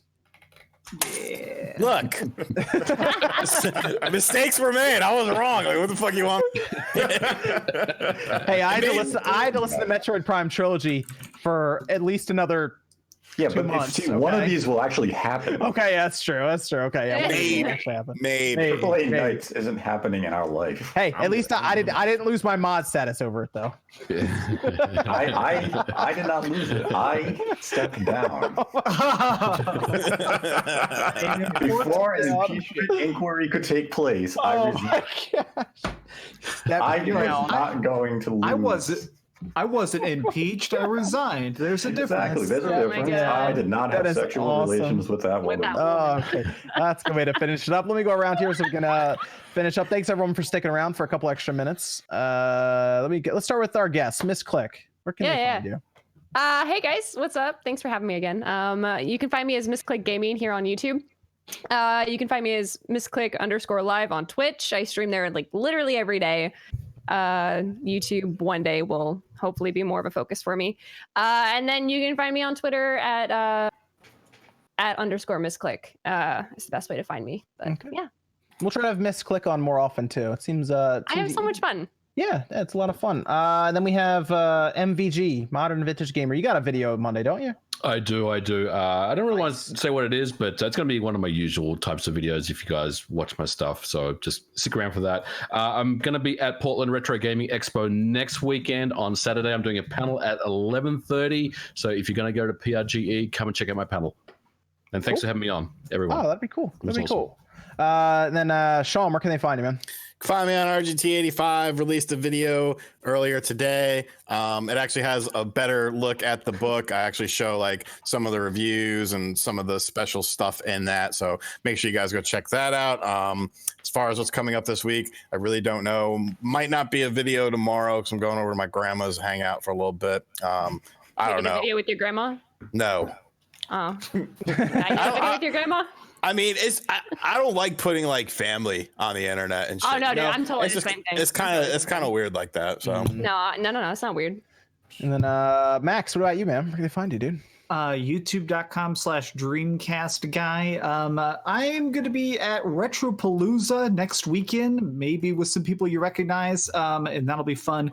Next Tuesday, though, I'm going to be doing a big video about Witcher 3 on Switch. Because honestly, I've been ripping into it a bunch. A bunch of people have told me to give it a second chance. So I'm actually, I have a copy bought. I'm going to play it, and I'm going to do an episode of Was I Wrong? And I'm going to give it like an objective look, mostly from the port standpoint. And I want to basically compare it as somebody who beat it on the PlayStation 4 Pro. I want to see, is it still fun as hell as a handheld? So just stay tuned for that. Okay, that'll be interesting. And then Jordan, we got to do that Breaking Bad thing at some point. We do. Can I please be in that too? You guys know Breaking Bad's my favorite. What? Like I love Breaking Bad. What's Breaking Bad thing? The movie. You didn't watch El Camino? Yeah. I haven't got to see it yet. Okay, watch it. A lot of things. We gotta do a movie wave. We gotta do a movie wave for it. Please let me be on that. Please, I love Breaking Bad. Well, what's the thing? Oh, you're not trying to spoil it. Sorry, I'll shut up. Well, no. Don't spoil it. Don't spoil it. Basically, we would review it and talk about it in a video. Oh yeah. Okay. Movie cool. wave. Yeah. Jordan, what about you, man? Where can they find you, man? You can find me on YouTube and Twitch, Jordan Fringe. I will also be at Retropalooza next weekend as well. So if you're there, see you there. Miss Click, it is on Netflix. Like they released the same day on Netflix as in theaters, so you can just watch it right on there. Even it's pretty good. Yeah. I need more video. I need more movies to do that because it was very easy to just open up a browser and watch it. Nice. OJ, what about you, man? Where can they find you? Yeah, right here on YouTube at Player Essence. Going to be having a stream tomorrow. Going to be having a lot of fun. I pretty much stream every single day. So If you like streams, like getting your questions answered, all of that cool stuff. We play video games too, so it's going to be a lot of fun. I'm pretty sure I'm going to have a Switch Lite giveaway. I think I want to give away the Pokemon Switch Lite, so going to have a Switch Lite giveaway too. So that should be a lot of fun. There's a ton of them where I live, so I was like, yeah, let's just go ahead and give one away. So we're going to have that, and upcoming videos for this week. We're going to have some more stuff on Dragon Quest. I'm getting through. I promise Dragon Quest video. More stuff on that free game, Burnout, or that Burnout clone type of game, Asphalt 9. There's going to be a video on that. So looking forward to this this upcoming week. Player Essence, also on Twitter @Player Essence as well. And Nate, where can they find you, man? They can find me on Twitter @DirectFeedGames. There's a link to my YouTube channel there. I'm going to have some Witcher 3 content up next week. Probably have a PS4 versus Switch comparison, some direct feed undocked footage of Witcher 3, some gameplay of, what's the name of the game? Stranded Sails for Switch. It's kind of like you're a pirate and you're on a land and it becomes like a Stardew Valley where you have to cultivate and keep civilization blossoming before you starve to death. And I'm sure there's going to be some random weird eShop game that will appear next week that is in the vein of Big Drunk Satanic Massacre. You might need to make that channel, Nate, and do something on the Blizzard Fallout. Yeah, I was originally going to do some like Overwatch Switch coverage, and now I'm not going to be doing that. I'm telling you, man. People were interested in what you had to say there. I had a whole video on Overwatch Switch. Suka Sinda here saying a Hong Konger in US here. It means a lot. Thank you. There you go, Nate. You should get that Nate the Hate channel rolling, man. The opinions you don't want to hear, but you gotta. I like that. That's a good tagline. Steal it. Take it. It's yours. Should have wrote it down. I'll have to watch this episode back. And Exactly. I'd get on that, Nate. You got the sweet microphone now, and make it happen. Yeah, seriously, start it with the Blizzard one. That'd be a good one, and then make everyone mad in the next one talking about, I don't know what. A direct that I thought was good and hated. That's good. You're wrong. Okay. I got everyone. Oh, Evan. Yeah, you can find me on Twitter, Kimrex Project. I'll just announce whenever I'm doing stuff there. Oh, I have one more thing to say. Oh, okay, Nate. What do you got? God, everyone duck down. This is just like the live stream. Oh God. All I gotta say is, ball game over. Yankees win. The Yankees win. That's for Bill Cook. John Sterling with the call. Okay. That's gonna do for the SpawnCast tonight. Thanks everyone for watching. Thanks everyone for joining us, and we'll see you guys next Saturday night, 9 p.m. Eastern time.